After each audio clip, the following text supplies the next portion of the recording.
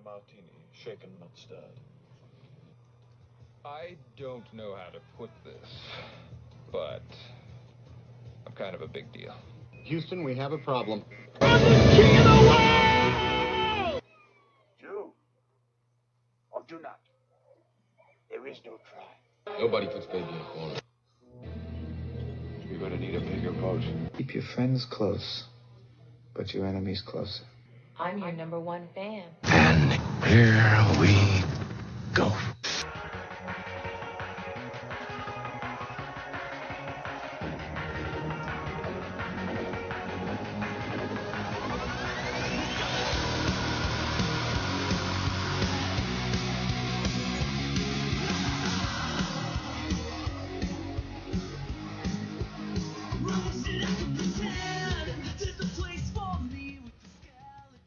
Happy Veterans Days to all the moviegoers out there. Welcome to another edition of the Cine-Men Movie Podcast. Happy Monday. I am your host, Juan, joined by the Cine-Men Movie Podcast crew, Zach. What's going on, guys? Ed. Hey, how's it going, folks? And, guys, it is, winter has came in and just slapped us in the face. Oh, you know, it happens. But, happy Veterans Day to everybody out there. Also, happy birthday to Leonardo DiCaprio. Leo. Dang. We tried to get him on the show, but, you know, the agents blocked our calls. But guys, how's everybody doing? You have a good week? Ed? Not too shabby. Zach, you're just starting your week. I'm just starting my week, so. So, I'm sorry. Other than that, we are talking The Wolf of Wall Street today on this 62 episode day of the Cine-Men Movie Podcast. But yeah, last week's episode, Star Wars The Force Awakens, was really got over 350 downloads. So it's probably one of our largest episodes to reach 300 in the first 6 days. Nice. So, not shabby. No, pretty good. So guys, we're talking Wolf of Wall Street. Other than that, I'm glad everybody had a good week. Yeah. I'm excited about this movie. There's a lot of people who this isn't their favorite Leo movie. This isn't favorite. I mean, this is a pretty vulgar film, but at the end of the day, I feel like, to me, this is Leo's one of his top 2 performances in his entire film career, and we'll talk about that a little bit later on. I mean, he probably had a lot of fun making it, so, you know. A little interesting fact in how and why this movie wanted to get made. But, yeah, guys, Star Wars recap. It's one of our biggest episodes to date. We have a lot of emails that we didn't get through last week, and we also have some new ones that we're going to talk about this week. And I had to do a lot with the prequels, so there's a lot of good talk about that. Nice. Yeah. Other than that, you guys can find us on the social media. We're on Facebook at facebook.com/moviereels. That's REELZ 405. And then the Instagram is just one word, at Cine-Men Movie Podcast. The Twitter is at Cine-Men405. But the Instagram, you can follow all of our recent watches. So that's what we're going to get into now. Guys, you checking anything fun out in the middle of the week? I did see 2 different movies this week. It's still in theater for that matter. I checked out Zombieland 2. 100% go. Put your money down. Ask them to take your money. Like just let them have your money for that one. Just go ahead and give them the wallet. Yeah, throw the whole thing. See it like 6 times or something like that, depending on the theater. Maybe 8 times. I don't know. But no, definitely that one's a really good one. Me and Johnny actually got to see that one together. So yeah, that was nice. Little Jordan Belfort action here. Did you guys like it better than the first, or about evenly? I'm gonna say maybe a little bit more on the second. I mean, the sequel held its own and maybe even outdone the original. Man, this is. Let me stop you right there. Yeah. My opinion. I enjoyed the first one a lot. I went back and rewatched. Oh, that's what I'm talking about. I went and rewatched the first one after I did the second one, and I'll have to say the second one is one of those movies that is just as good, if not better, than the original. But when I went home and rewatched the original, I forgot how generally it was just how can I put that? Organic. It was really just some comedy that you haven't seen in years. Even though you had Shaun of the Dead, I think like a few years before, Zombieland was just like laugh out loud funny. His obsession with the Twinkies. Well, I mean, it was the chemistry of the cast. Yeah. I mean, everyone kind of played off each other, and I think they even did even more with the new additions in this second one. They did, and I have to appreciate. I talked to Ed about this after we seen it. Is the practical effects. Mm-hmm. Like even though it's 2019, I'm really surprised that they didn't use a lot of CGI. I think the only CGI they might have used is for some blood. Yeah. Other than that, it was in the final sequence with the monster truck. But other than that. And then how badass was the ending? Spoiler alert. The ending where they all just ran off the top of the building. Mm-hmm. And then I do like how they actually explained that there's multiple different types of zombies. Yeah. Like the Homer and the T-180. Ninja. Yeah. The Terminator kinds. Yeah. So I appreciated that. If I had to do it off the top of my head, I gave both of them a 9. 9. So a little what bit, else to check out? A little bit off topic, but John Bernthal is in this, who of course played Shane. Is in Wolf of Wall Street, yeah. Mm-hmm. Who of course played Shane in The Walking Dead, and then also was Frank Castle in the Punisher series. Yeah. What was that off of? Netflix. Netflix. Okay. So the other one I checked out. Sorry, switching back to the main road. Was Countdown, the movie about the death app that counts down how long you have to live. Mm-hmm. Okay, so I'm gonna give it its props and then give it its cons. Props, decent acting. I mean, not too shabby with what they were given. The actresses and actors weren't that bad at all. They really weren't. The idea was fair, I guess. But it was not executed well at all. It got very. Was it a Blumhouse movie? Oh God, I don't think it to be is. honest. I don't think it is. But, hold on. Did you go see it too, Johnny? I did not, thank God. I went to see it with my wife. Okay. This is the comedy part of the film. Tell Zach what your two options were when you first went to go see the movie. Zombieland 2 or Countdown. And he chose Countdown. Well, no, I asked my wife which one she wanted to see. She said Countdown, and then later on she regretted it, and so did I. So it was your wife's fault you had to go see it? I wouldn't say necessarily fault, but I kind of put the ball in her corner, and she kind of just... she didn't make a 3-pointer. That's what you tell them what they want to eat while you pick the movie. That's usually how that goes. I try and offer an option for the lady, but either way, it was annoying. Okay, so once the movie gets into the app, and it's kind of quick that it gets into the app, I'd say roughly 30-40 minutes in, so about 20 minutes after it truly gets into the app and what it's about, how blah blah blah blah blah, it's extremely annoying. Oh, is it? I mean, the first 10 seconds that you explain the movie sounded annoying. A killing app. Pretty much. That's all you need to know, guys. Just don't take any money. Don't spend any time or effort or money on this movie. I mean, I would compare with maybe The Nun. Oh, is it that bad? No, I bet it's The worse Nun than was The Nun. decent. Okay. I'd compare it to The Nun. And The Bye Bye Man. I actually didn't Probably Slender Man. Slender Man is way worse. Man. Yeah, because with the teens, I mean, don't get me wrong. It starts off at a teen party and it goes from there. With that cast, though, I wouldn't let them act in my children's play. So. I mean, they did all right with what they were given, but I'm not gonna. I think this is gonna be the first movie. This would be the first movie that we could probably all. I haven't even seen it, and I'm probably sit there and say this movie's probably shit. For the only one who has apparently seen it in theaters or at all. It's either the way Ed is explaining it that makes it really bad, or it really is. It's really, really bad. Okay, so I would put this... Please, God, you don't have to explain. Okay, I would barely put this above 5-Year Engagement. Oh, that's your most hated movie. Just tell us the star rating, and we'll go ahead and go to Zach's recent watch. About a 4, 3.5 or a 4. That's like Garfield 2 for me. I would love Evil Dead over this. First off, Zach... With regards to differences in like 20, 30 years, I would rather watch Evil Dead for 24 hours straight than watch this one time. Are you putting Evil Dead in this kind of category, sir? The front door is right that way.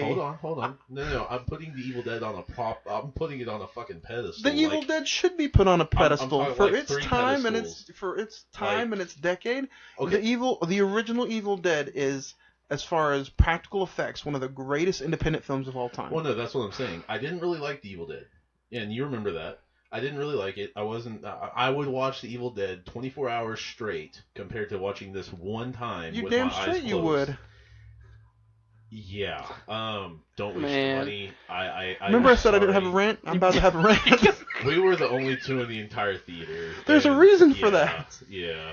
I've gone to movies where we were the only two in the entire theater, you should and they were good. You know what you should have done when you looked? But you're talking, what time did you go? You went on a Tuesday night? Like 9:30, 10 o'clock, somewhere around there. But Zombieland was playing after that, too. Or, no, just before that. The opening credits would have rolled. I would have looked around and seen that nobody was in here, and I would have got up and went and said, can I go see another movie first? 3 or 4 others in Zombieland 2 with us. But it's Zombieland 2. Yeah, I get that, but I mean, you know. It's not a killing app. I had higher hopes than that. And it wasn't the higher hopes that killed it. It killed it. It killed itself. It had a very short countdown on itself. Oh, Its countdown was earlier than what it actually tried to do. Yeah, no. Mm-mm.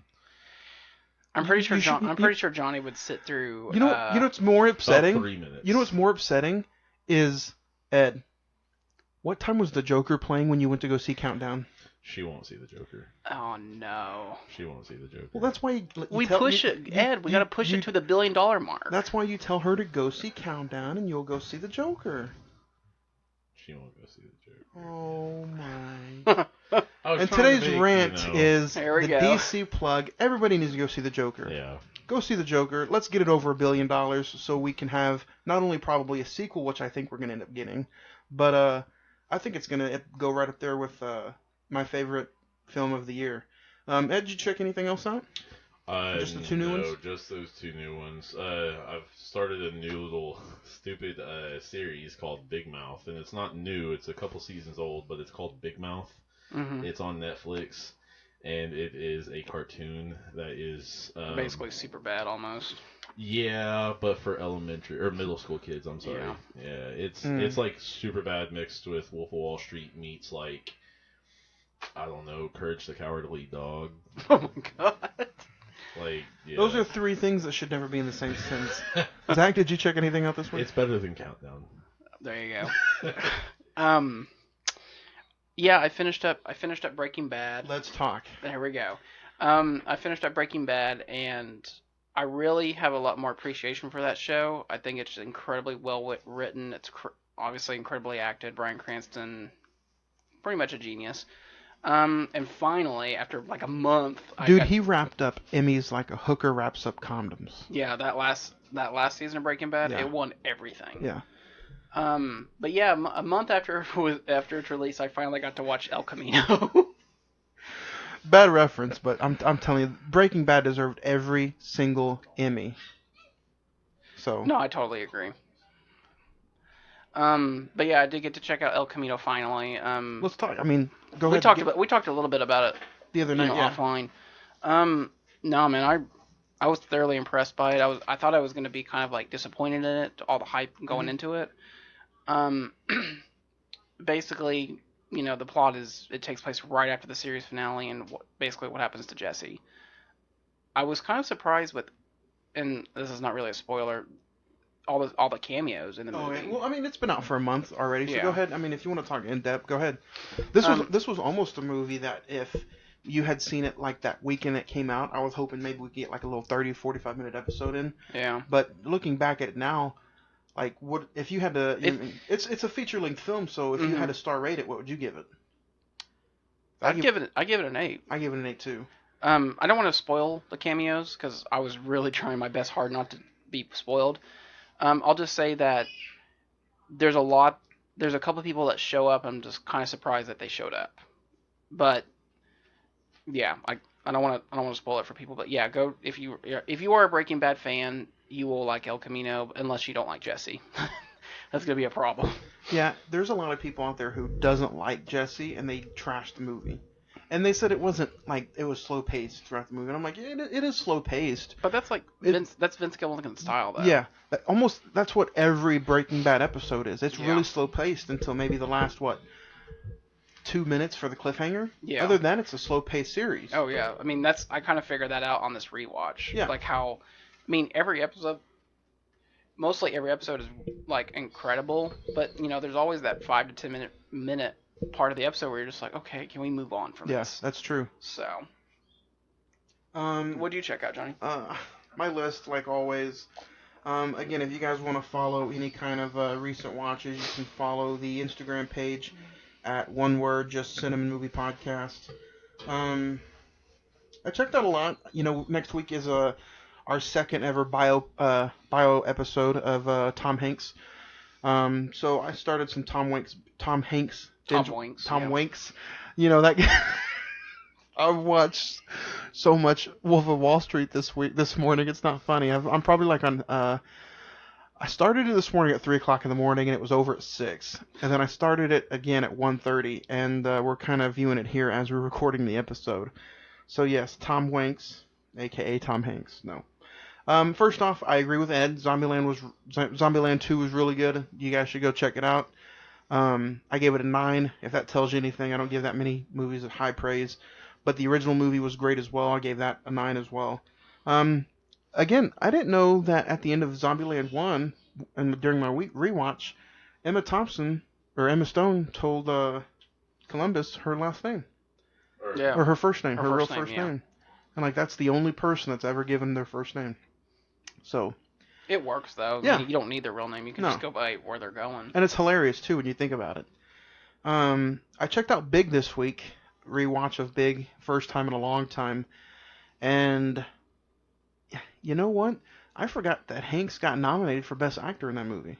I haven't seen that in forever. The last time I saw it was in college. It's pretty funny. I forgot that there's an extended version and a theatrical version.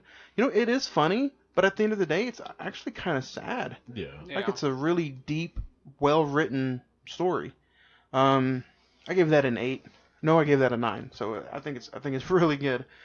And then Zach, I was talking to you earlier about last week. I sent you a text about what this certain thing means, and I was watching a League of Their Own. Mm-hmm. And what did I sent you? It was that movie is like preserved in the Library of Congress. Yeah. There are movies and they don't even have to be Oscar-winning films, but It's a Wonderful Life, A League of Their Own. I'm looking at his movie list: Casablanca, Rear Window. These are films that I don't want to say that there's a committee, but they're kind of chosen by they're authentically and historically significant, and basically they get preserved in the Library of Congress, and so there will always be a copy on hand. Well, now when you say that there's always going to be a copy on hand, does that mean that you can always find it somewhere to buy, like it won't ever go out of print? Yes, is that what that's okay, correct. That's what that means. It's a Wonderful Life. It recently came out in 4K, mm-hmm. And then whatever. It'll get re-released every year. Yeah. Well, and whatever the next platform is going to be, they'll have a copy of it for that version. Gotcha. It'll get Is that why certain movies now let's talk restored? About, It'll be restored in 4K. Now let's talk about this for a minute then. Is that why that there are some movies that won't be ever released on Blu-ray? Because there's some people that are like, hey, how come this or this? And I'm talking about popular titles that won't ever be released on Blu-ray. Is this the reason why? Not necessarily. I mean, it's. Or is it some of it has to do with like a licensing situation? I think it is. Some of it is a licensing situation. Like, what do you mean? Like, give me an example. One of my biggest ones that I'm waiting for is Little Nicky. Right. Like it's Adam Sandler's one of his popular movies of all time, and it's never gotten a Blu-ray release. And that is owned by it's Columbia. New Line Cinema. Oh, New Line. Mm-hmm. Yeah, and New Line is kind of combined with Warner Brothers now. Now let's take a look. Now that is his worst film that he's ever done that didn't bring in any kind of money. Right. Which is really strange because now 20 years later, it's like very, very popular. Mm-hmm. But yeah, I've had a hard time finding it on DVD, and it's not even on Blu-ray. Yeah, I don't want to say that the Library of Congress is the be-all, end-all, but if what's a good example? Like a movie that has been on every single platform. Let's say Terminator 2. Yeah, Terminator 2. DVD, Blu-ray, multiple Blu-rays, and now 4K. I saw it's at Walmart now in 4K for $10. Yeah. So. Is it really? Yeah, it's $9.99. Oh my god. And they had probably like 15 copies. Even something like maybe I don't know, like. But yeah, that's all I had. But when I rewatched A League of Their Own, I stumbled upon that one because every movie I kind of rewatch, I kind of give myself like a 10-minute. I'll look it up and pay attention to it, and yeah, I was surprised. It's that movie is really really good as far as Tom Hanks goes, and he's not even in it that long. Yeah. But, yeah. So do you have a couple more? Yeah. I rewatched That Thing You Do with Tom Hanks. Have you seen that? Is that the baseball movie? No, That Thing You Do is the movie. Is that the musical? No, it's not a musical, but it's that movie where he manages that young teen sensation band, and they end up being just a one-hit wonder, and they're the Wonders. I haven't seen that one. Oh, he wrote and directed it. Oh. And it's pretty good. I enjoyed it. And then for the first time, I watched You Got Mail. Really? I haven't seen either. I've never seen it. And is it like that's one of those movies that kind of defined?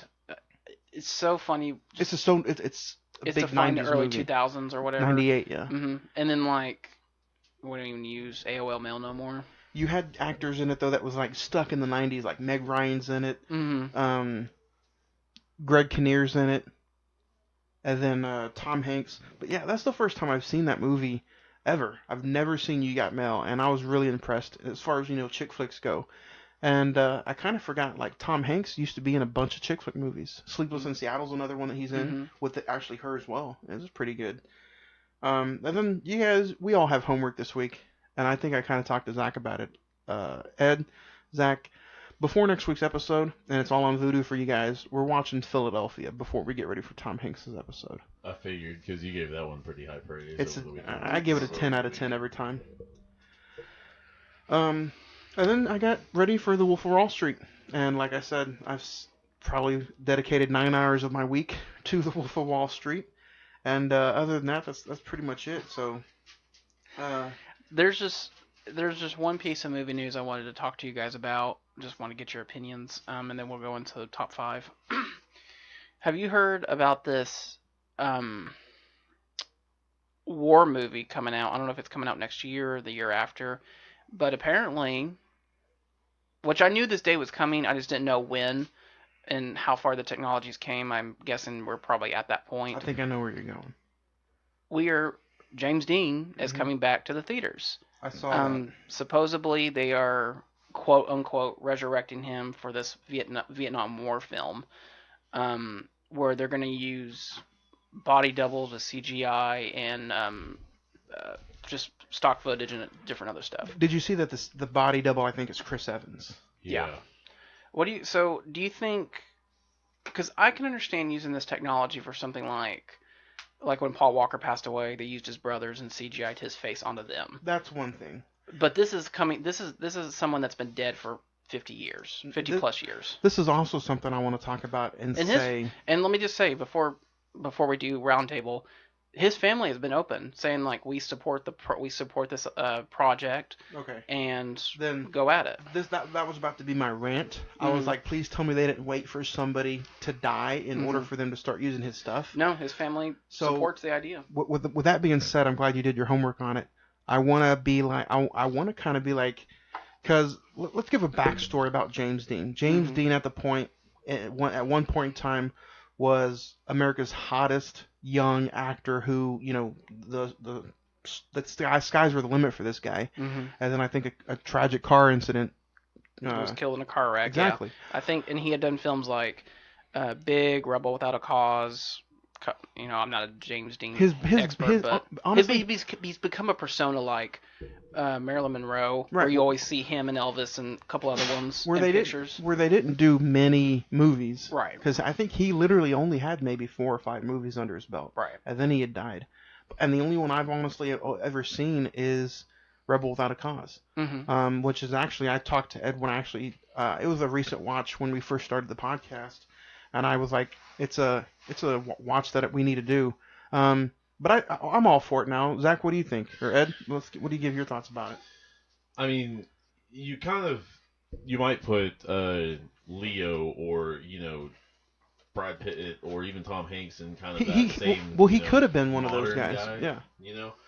But I mean, he did a lot of shows as well, James Dean. But yeah, he's kind of that classic guy, you know. I mean, what, 50s, 60s? The guy 50s. was. He died in the 50s. Okay, the guy was. He didn't get to really start anything off. Right, but I mean, no wrong. Even though he didn't get to start much off, he's a very well known guy.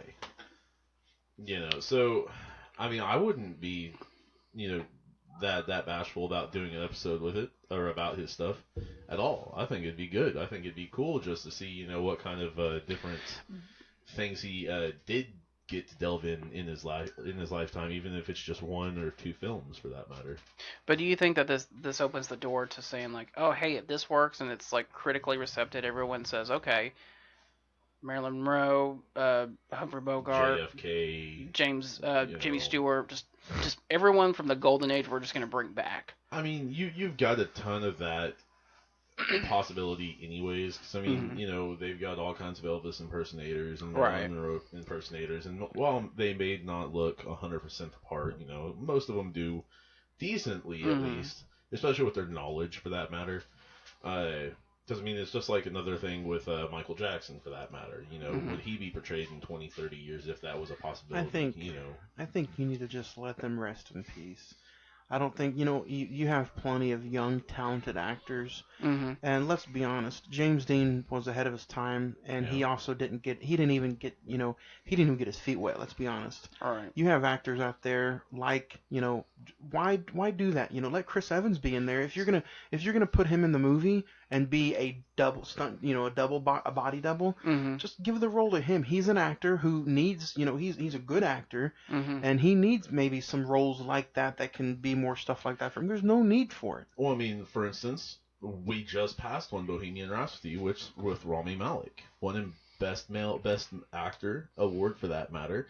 And I mean, don't get me wrong, now he's probably open up for so many roles it's not even funny. He's gonna be the villain in the new 007. Yeah. So I mean, that's already one right there. Let alone the next 5 years, that guy could star in 30 different films, or even cameo in a few, and then star in like 15, 20. I don't think you need to do that. I mean, if the only time I think it's okay is if you got something like a Rogue One incident, where the movie needs her in that movie. You know, if you make a movie like that and needs... Or Grand Moff Tarkin. Exactly. Right. Or even what they're doing with Rise of Skywalker. You know, using Carrie Fisher. Old film from, you know, either Force Awakens or Last Jedi for Carrie Fisher's...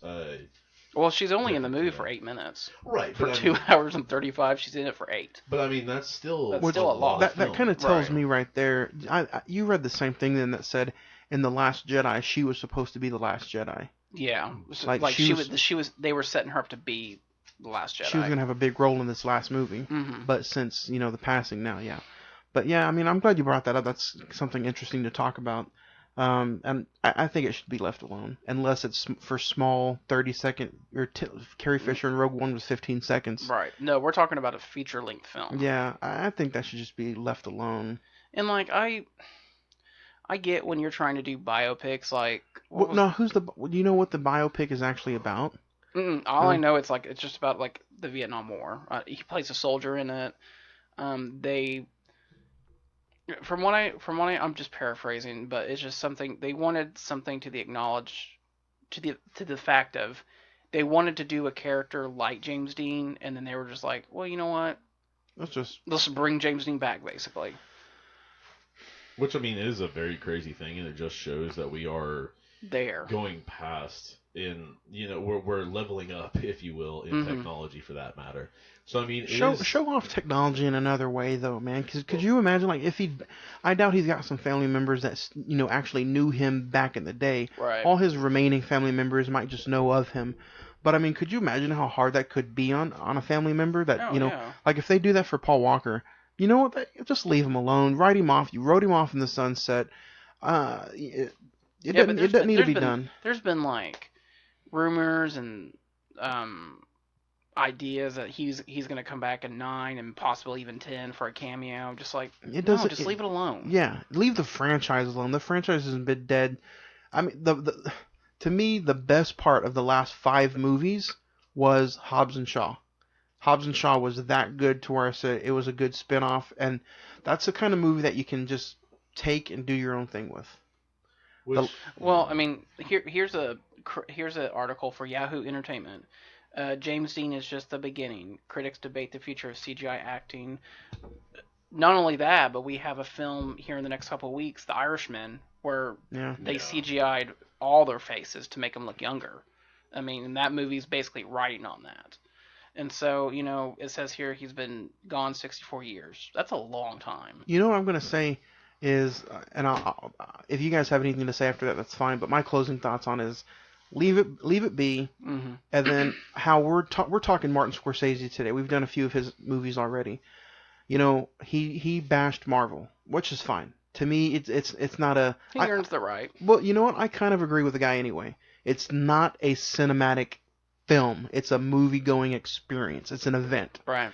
So how I kind of agree with him on one point of that.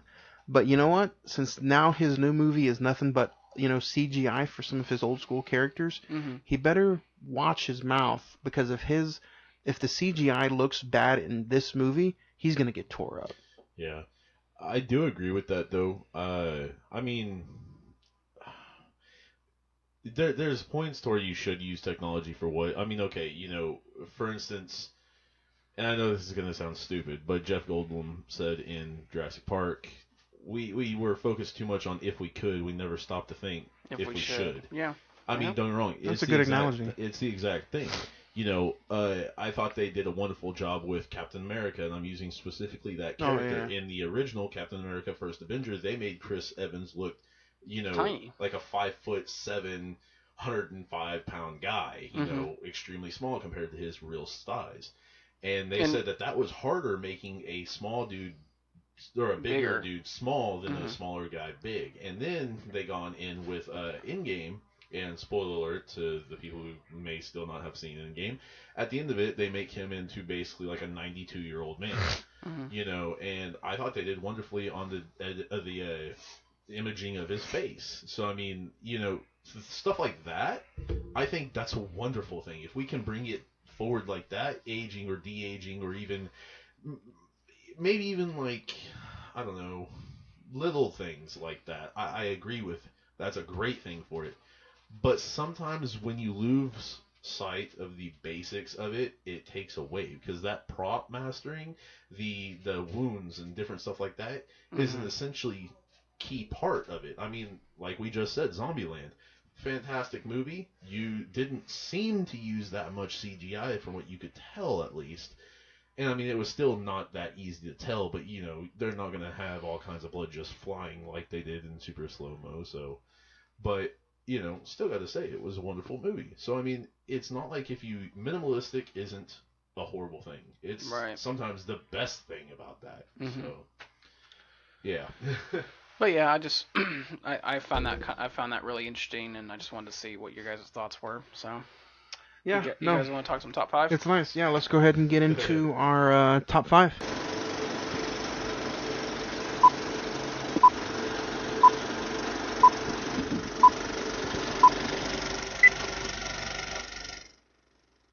Alright guys, and on this week's Top 5, we're talking our top 5 favorite movies from 2013, the exact same year that this epic movie was released. I got a few honorable mentions. I don't have too many, but we'll go ahead and go through some of them.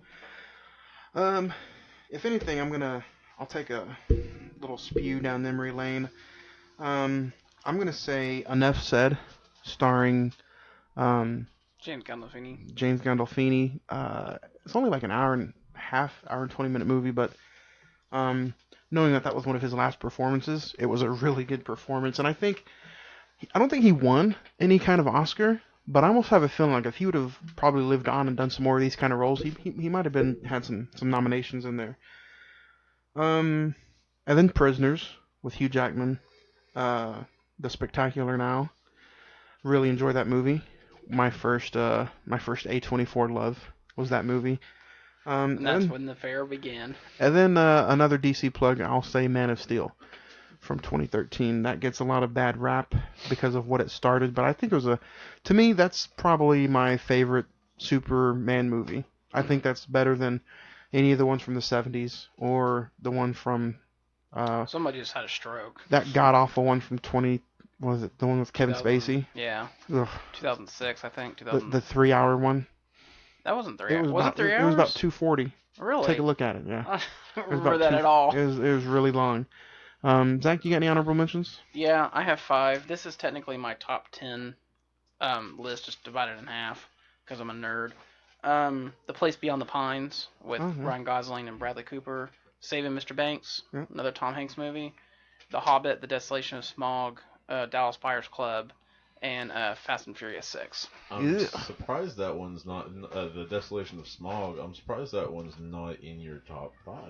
No, there was 5 more that took its place. I mean, I forgot one more honorable mention, and that was Nebraska.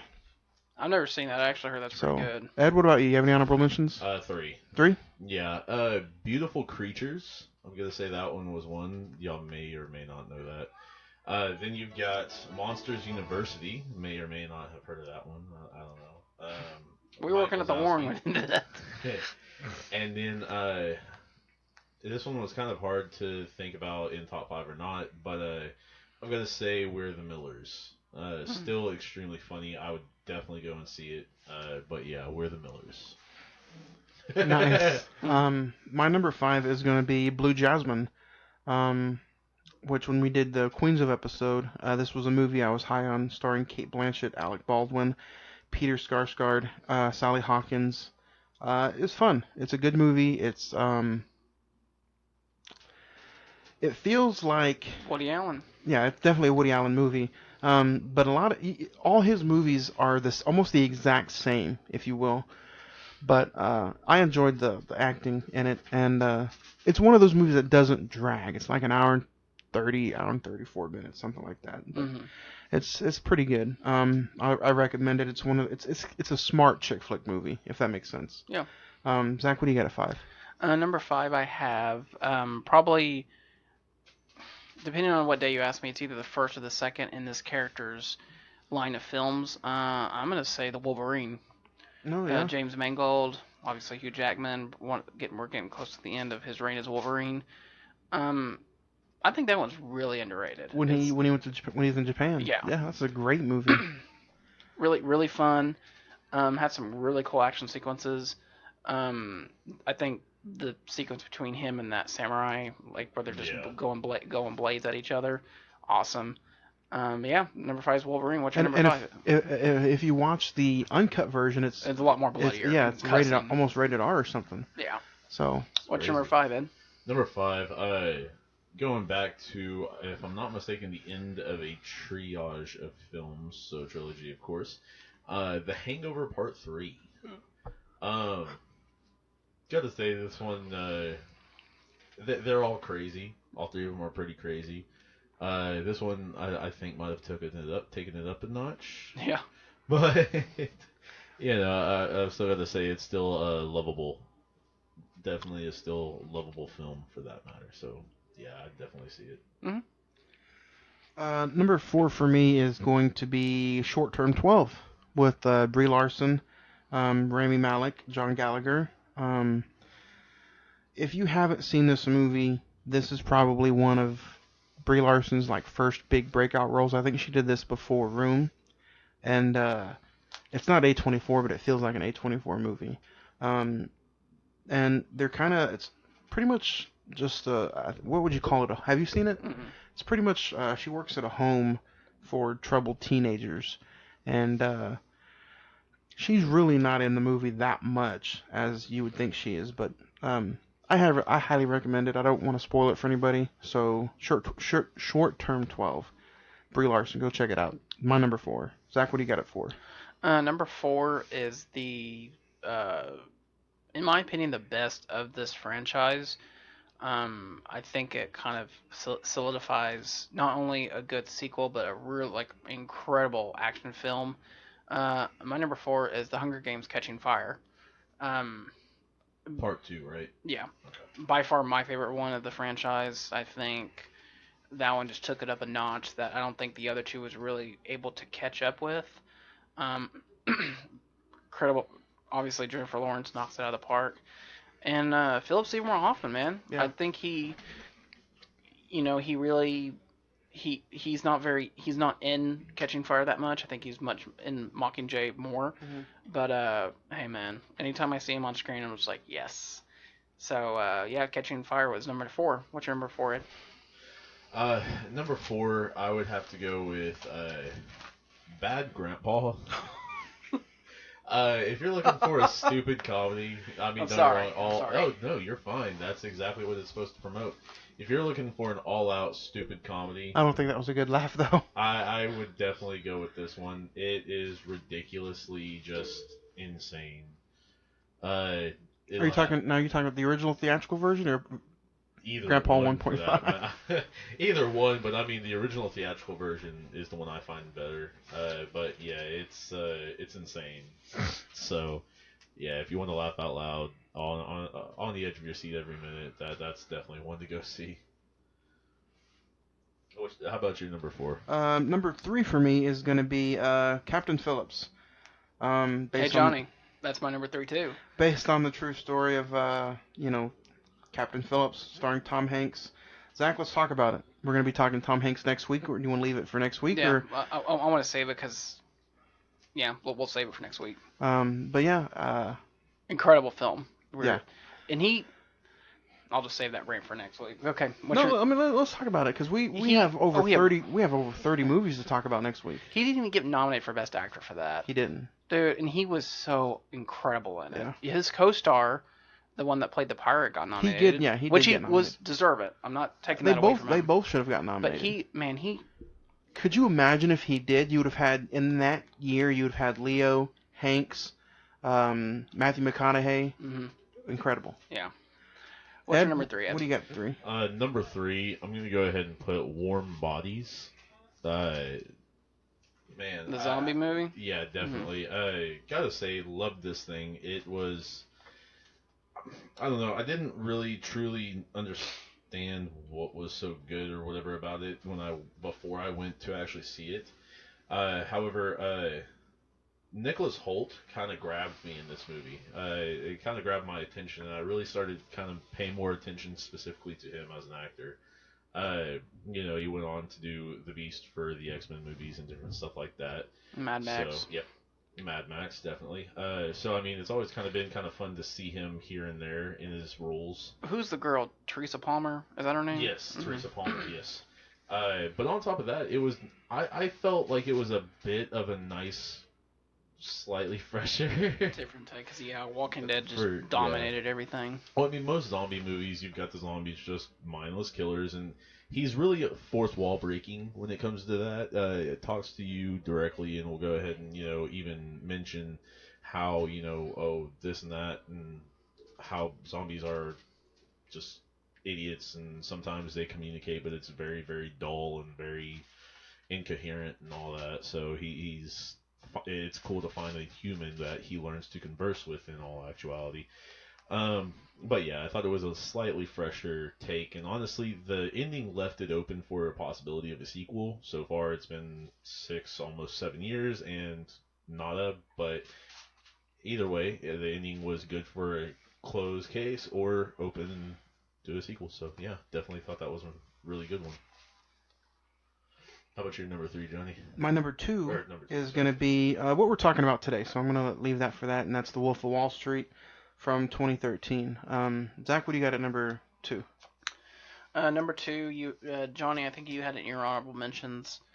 Prisoners. Hugh Jackman, Jake Gyllenhaal, directed by Denis Villeneuve. Man, just a turning, twisting. It's basically about 3 kidnapped girls, but it evolves into just a rabbit hole of just pure disturbing things.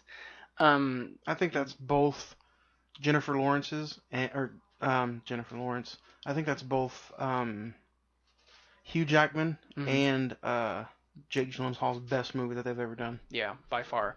And the director, he went on to do Sicario. Just listen to this filmography. He did Prisoners, he did Sicario, Arrival, and then Blade Runner 2049, and now he's doing the Dune remake. So I don't know how I feel about the Dune. Yeah, but dude, if Blade Runner 2049 was really good, I kind of have hopes for that. I'm also really glad that you brought in Prisoners as well, because that movie makes you want to punch the hell. And Paul Davis. Yes. I can't stand him in that movie, but I know that's what he's supposed to do. He's supposed to be creepy and, but that almost felt Silence of the Lambs like. Yeah. And it's a really good psychological thriller. Oh yeah. It's. Oh, don't worry, Hugh Jackman did the job for you. Yeah. No. Yeah. But man, the ending gets me too. I can't stand the ending. Yeah. And it kind of in a good way. Yeah, in a good way, it leaves it. Well, is he or is he not? But done in a really well way. Yeah. Ed, what's your number 2? Number 2, I'm gonna have to go with This Is the End. Oh yeah. I seem like I just loved comedies of 2013 apparently. But yeah, I've got to say This Is the End. Had a bunch of star power. I thought the ultimate ability to kill itself, which I mean, in retrospect, kinda. But I thought it did good, especially for so many ways to go wrong. Mm-hmm. So it's kind of like in the same year, Grown Ups 2. So I mean, Grown Ups and Grown Ups 2 had a potential to go wrong in so many different ways, with Sandler and Spade and all them guys going ahead and not really competing against each other, but having that much of comedic talent up there on one screen at the same time. So I've got to say, that one did very well in itself. But yeah, I've got to say This Is the End was just over the top, dramatic BS. Well, I mean, I think one of the things that works so well is it's just Seth Rogen and his buddies. Yeah. That's what it is, basically. It's almost probably like, hey, let's make a movie set around you guys, but do what you usually do. I think if you could do more movies like that to where they play themselves and they can just be like, hey guys, let's just be ourselves. I think when you do comedy that way, it's funny. And if it's vulgar, it's good. Yeah. But if it's just vulgar to be stupid and funny, then it's not. To me, it's not funny that way. Yeah. But the way This Is the End is brought up, it's anything Seth Rogen can kind of do. I'll enjoy that or Pineapple Express. Well, I mean, and it's just like I said, it's him and his buddies. It's like, hey, let's get Michael Cera, let's get Emma Watson, let's get Channing Tatum. Briefly, James Franco, and it's just like Jonah Hill. It's just like it's a good time. Which I'm gonna say the Emma Watson thing was just like she just came off Harry Potter very, very not like a year, long ago. almost a couple years, yeah. Yeah, it was just like okay, damn. But yeah, that was pretty cool, pretty funny. So that's my number 2. What's your number 1, Johnny? What was the best movie you thought was 2013? The best movie of 2013. You think it's going to be Grown Ups 2, don't you? I'm sorry. It's going to be the Dallas Buyers Club. Oh, nice. Yeah. To me, even now, like you can see it in The Wolf of Wall Street with how much weight Matthew McConaughey had lost for that movie, and I feel like he's still trying to get that weight he back. He might be, but the way he sets himself in that movie, I could sit and talk about Matthew McConaughey in that movie for a long time. That's probably going to be like a future episode one day. Oh, yeah. But like, not only Jared Leto, but Jennifer Garner even. Yeah, Jennifer Gardner. To me, she should have been nominated, or something should have been done with her. Yeah. She should have been like highly, I don't know. I don't think she was talked about enough in that movie. That by far is his best performance he's ever done. Now, who? Matthew? Yeah. Yeah. My number 1 is actually another one of his movies that came out that same year. Mud. Yeah. I really probably should have put Dallas Buyers Club higher, but it's not one that like I want to go back to all the time. But Mud is definitely one that is just. I think it's the subject matter. Yeah. It's the subject matter, and you know what? It's funny that we're talking about Dallas Buyers Club the same week I watched Philadelphia, and I think I don't think you get something like Dallas Buyers Club if Philadelphia didn't go good. Yeah, I would agree with that. Because Philadelphia was a groundbreaking film for its time. Well, especially with the subject matter. Yeah. So, but yeah, go ahead and we'll talk about Mud. No, I love the movie. Matthew, I think he should have been nominated along with Dallas Buyers Club in that. Reese Witherspoon's really good, and I'm not really I don't really like Reese Witherspoon, honestly. Let me pause you just for a second. How does that work? Does the studio itself or the director nominate the person? Because there's a little rumor going around that Disney, even though he doesn't want to be nominated for... They're trying to campaign for Avengers, yeah. So how does that work? Does Disney campaign... Is it almost like a presidential run where Disney will push for them to watch him in that movie, and then the Oscar committee watches him in the movie, and then they pretty much say if he's worthy or not? Yeah, and, you know, the same was kind of done for Black Panther last year. It was just a huge, like, cultural moment in society, and so it was just like, here, this, whether you agree or not, just watch it, and it deserves at least a nomination. I don't know if Robert's going to get one, but we'll see. But I think Matthew should have got nominated along with that. Yeah. The two boys who play like the I guess the backwoods type of characters, I thought they were really good, and it's just kind of like a Huckleberry Finn type story. You know, they're out in the backwoods, and these two boys come across Matthew, who's wanted for murder, and they kind of create he basically comes like make like a fatherly bond with them. And yeah, I've been really wanting to rewatch Michael it. Shannon? Yeah, Michael Shannon's in it. But yeah, that's my number one. What's your number one, Ed? My number one, y'all are probably gonna find me very odd with most We already of my find you list. very odd. It's okay. You know, still. Man of Steel? No, not Man of Steel. The motherfucking Don Juan. Oh, Don John. that's man. a funny movie. It's good. I thought with all the idioms and all the little quips and all the little BS tips, tricks, and all that crap he was giving you throughout the entire film, oh man, just thought it was an amazing film for what its content was. Of course, it's a very vulgar and raunchy movie, but written and directed by Joseph Gordon-Levitt. Yeah, and starring Joseph Gordon-Levitt for that matter. And it was kind of cool to see, you know, watching him from Third Rock from the Sun, and then him coming back, and you know, because he spent a while out of the limelight. Mm-hmm. Not sure if it was directly after that ended, or if it was just a little bit after. And he was coming off of The Dark Knight Rises. I was supposed to say. Well, he did some pretty big movies after. Third Rock from the Sun. Yeah, but I mean, he kind of disappeared for a few years, and then came back. I don't remember if it was Dark Knight or if it was one or two before that one, but yeah. There was a lot before that. When he was in 10 Things You Hate About Me. Yeah. And then he was in, he did a few scenes in like Halloween H2O. Yeah. So he's been in quite a bit of movies. But yeah, you know, it was just kind of well, I mean, there's still almost a 14-year difference between those two for that matter, H2O and this one, Don John. But yeah, I've got to say that one I found extremely funny, very cool, and just an amazing film. So that's it. I think that wraps up our top top it's pretty five. Interesting top five. Next week should be fun. I think it's going to be pretty difficult to narrow Tom Hanks into just 5 movies for me. We're going to be yelling at each other for the top 5. But man, we're talking The Wolf of Wall Street today, directed by one Martin Scorsese, starring Leonardo DiCaprio, Margot Robbie. Had a Christmas release of December 25th. 2013. Oh, son of a bitch. That is technical difficulties, folks. That is technical ass whipping right there. No. But no, let's talk a little bit about it. It's loosely based off of the novel The Wolf of Wall Street by Jordan Belfort. Mm-hmm. So it's going to be pretty interesting to see what some of the thoughts are about the book.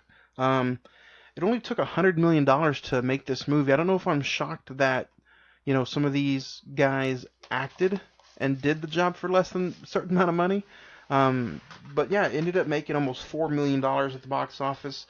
IMDb has it at a 8.2.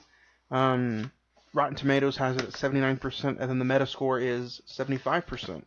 And then it had a Blu-ray release of March 25th, 2014.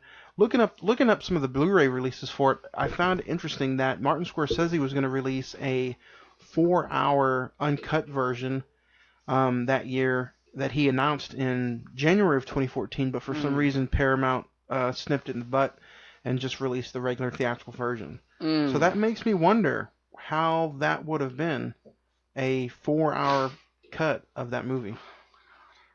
Did you guys imagine?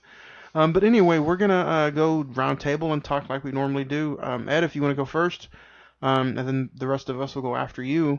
First thoughts the first time you watched the movie, and what was it like revisiting for the episode? I've never 1,000,000% watched the entire thing. It's just a crazy movie that it. I mean, it starts you off pretty hardcore from the opening few scenes, for that matter. Very drug driven, depravity, debauchery. Yeah, we'll get into it. all But that. first thoughts, what did you But kind of think about? it's got it's very fun. It's got its funny times. It's got its very serious times, and it's got its part of me wants to say even a couple of heartwarming times, but you can definitely tell of it's trying to explain the story probably as close to the book as possible because I've never read the book, so. But yeah. Zach, what about your thoughts? First time you've seen it to maybe the recent watch this week for the movie or for the episode. Yeah, I was originally going to see this in the theater, but my mom wanted to see it. Thank God Almighty, I didn't go see this with her. No. What'd you guys go see instead? Do you remember? The Hobbit, or Saving Mr. Banks or something like that. Good choice. She likes Leo. She likes Scorsese. This would have been a perfect family film. Oh yeah, 3 hours of and things, but we'll get there. We'll get there. But I watched it when it came out on Blu-ray, and my first thoughts was like, it's surprising. I mean, it definitely is surprising because I've just heard all these things about it. I was just like, there's no way it could be, what it is, and it is, without going to specifics, which we'll get to. The first watch, I liked it. I had just the length of it what kind of bothered me. This one, on this last rewatch, my opinion of it has gone down a little bit. Really? Yeah. I'm probably the complete opposite, but I like Scorsese films like Goodfellas and Casino. I think those are his best pieces of work. How I think this movie is almost like the same thing. If you guys have seen the Goodfellas or Casino, you actually kind of realize that those are almost dark comedy movies. And Scorsese does it again with this one, with The Wolf of Wall Street, how it's dark comedy. I really believe that. And you have to have fun with something like this. You can't go in, 110% being real serious. But my first watch was the opposite of yours. I kind of liked it because of the length that kind of turned me off. And now rewatching it, that's what I was dreading this morning because I rewatched it. And I'm like, it's going to be, I'm dreading it. It's 2 hours and 59 minutes. Dear God. But it was the opposite. I really enjoyed it the second time around. And what really took it away from the last time was appreciating the performances. Mm-hmm. Yeah, it's got a lot of nudity. But other than the nudity, guess what? It's no different than Goodfellas. Mm-hmm. It's got the language. It's got the drugs. It's got the money. And it felt like Goodfellas, but instead of dealing with the mob, it was dealing with Wall Street. Mm-hmm.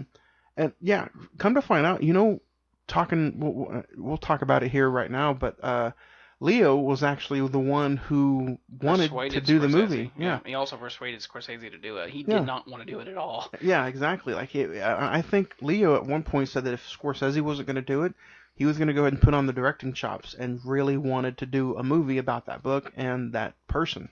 Mm-hmm. So it almost makes me wonder. I know Scorsese got the credit for directing, but how much of an inspiration was Leo to do certain things in the movie? Well, I watched like the little 17-minute bonus documentary feature that they had on there, and they said, like they said, Leo kind of campaigned to do this movie. He fell in love with the character. He loved the book, and Scorsese basically had to beg him to direct the movie. And he said most of the time when they got on set, it was all improv. Yeah. Between him, Jonah Hill, Matthew McConaughey. The chest beating. Yeah. Leo saw him doing it off screen, and he was just like getting ready to do he's getting himself pumped up. And then he showed Scorsese, and Scorsese said, "Yeah, we got to have that in the movie." So, and that's how it made it in there. What do you think about it, Ed? Do you think do you have any qualms with the movie? Do you like it as much as Johnny? What do you think? I mean, just the little scene we just passed not long ago with the daughter and all that, but I mean, drugs do make you do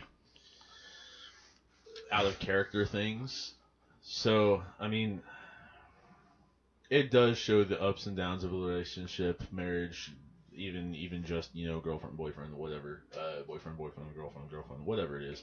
It does shows the roller coaster ride that it can have a potential to be, even though, madly in love at first and all that good junk.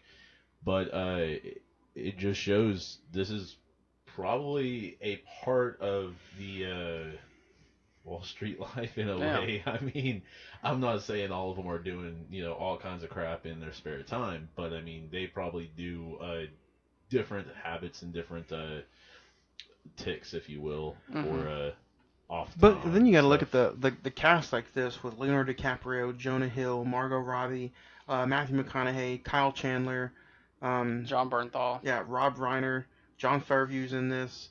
The one person I kind of want to talk about just a little bit because he kind of shocked me that he was actually in a Scorsese film was Kyle Chandler. Yeah. Some of the cast was like it's Scorsese-like, and then some of the other ones is like who helped cast this thing because it doesn't feel like watching it. Honestly, doesn't feel like a Scorsese film, other than the references, and then it kind of feels like Goodfellas. Yeah. If it wasn't for the Goodfellas tie-in, it wouldn't feel like a Scorsese movie.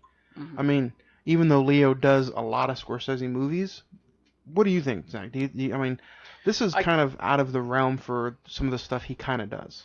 Yeah, I kind of compare this a little bit to Shutter Island, in the fact that Leo and Scorsese they always do kind of hard-hitting, serious films, and then they do Shutter Island, which is a psychological thriller, and then they do The Wolf of Wall Street, which is kind of like a dark comedy. When you hear both of their names are attached to it, you're like, wait, what? They're doing this? And my biggest flaw with this movie is one is the length. I don't think this movie needs to be 3 hours long. Just and the other part of it is, I get what they were trying to do. Leo said in the feature that we didn't want to sugarcoat it. I'm pretty sure this is exactly what Jordan did in real life, but they didn't have to go take it to that extreme. Well, I know the book is vulgar as well. Right. And from what I understand is that this movie almost got an NC-17 rating. I'm surprised that it didn't. And he had, there's like 3 or 4 big scenes that he had to cut out or it would have been NC-17. So Scorsese had a lot of editing to do. That's why this was almost like a 4.5 hour movie. Well, my thing is just like, look, you can show drugs, you can show sex, nudity, whatever that is to tell the story, but you don't have to go like bonkers about it. There's literally a scene where probably the most infamous scene in the movie where it's Leo snorting coke out of a hooker's ass crack. And it's like when I see that, I'm just like, you don't have to show that. I mean, you can reference to it, but you don't have to show it. Yeah. What do you think, Ed? I mean, like I said, I don't know the book, so I don't know how closely it was to his life. His life was pretty fucked up. Jordan Belfort, like the way he completely started his trip on Wall Street, the movie is really close to the book. But I mean, Well, yeah, the movie starts off with like a clean Jordan, the innocent Jordan. He just wants to be in the Wall Street. Yeah, you only get to see him clean for like probably the first 10 minutes of the movie. And Matthew kind of just drags him, and that kind of sets him off of what he becomes by the end of the movie. So I mean, it's kind of if this was his actual life, even half this way. And you do get to see the real Jordan Belfort at the end of the movie when he introduces Leo to do the inspirational talk. Yeah. Which I do want to say, when Leo tries to get John to sell him the pen, and he's like, "Sell me this pen.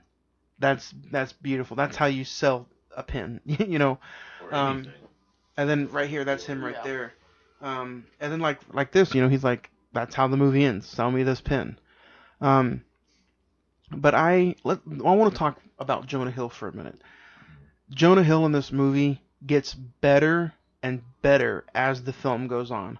I don't know about you guys, but the acting chops that Jonah Hill has, first off, you see it in Moneyball. I think Moneyball came out before this. but you really get to see some good acting chops from Jonah Hill in this movie. And I mean, I think this movie got nominated for five Academy Awards. I got it right here.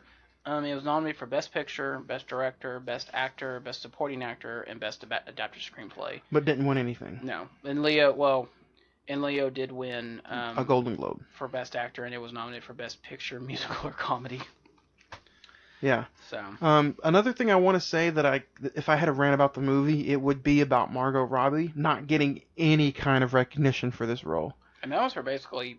This was her breakout role. Yeah. But I think do you not think she should have been nominated for, Best Supporting Actress? I mean, she was able to hold her own against Leo. Yeah. And that's a hard job to do. So I think she deserved a little bit of recognition for that. But the cast is overall just like outstanding cast. I could not overly be more excited when after the rewatch. I'm like, this, looking back at it, the cast is pretty rock solid. You don't get anything that's like too pretty close to what they accomplished with that cast. Mm-hmm. And you guys are probably going to argue with me, but to me, if Leo should have ever won an Academy Award, it should have been for this one. You see him portray somebody, looking for a good job. You see him portray somebody who is high off of multiple kinds of drugs. You see him drunk. You see him wasted.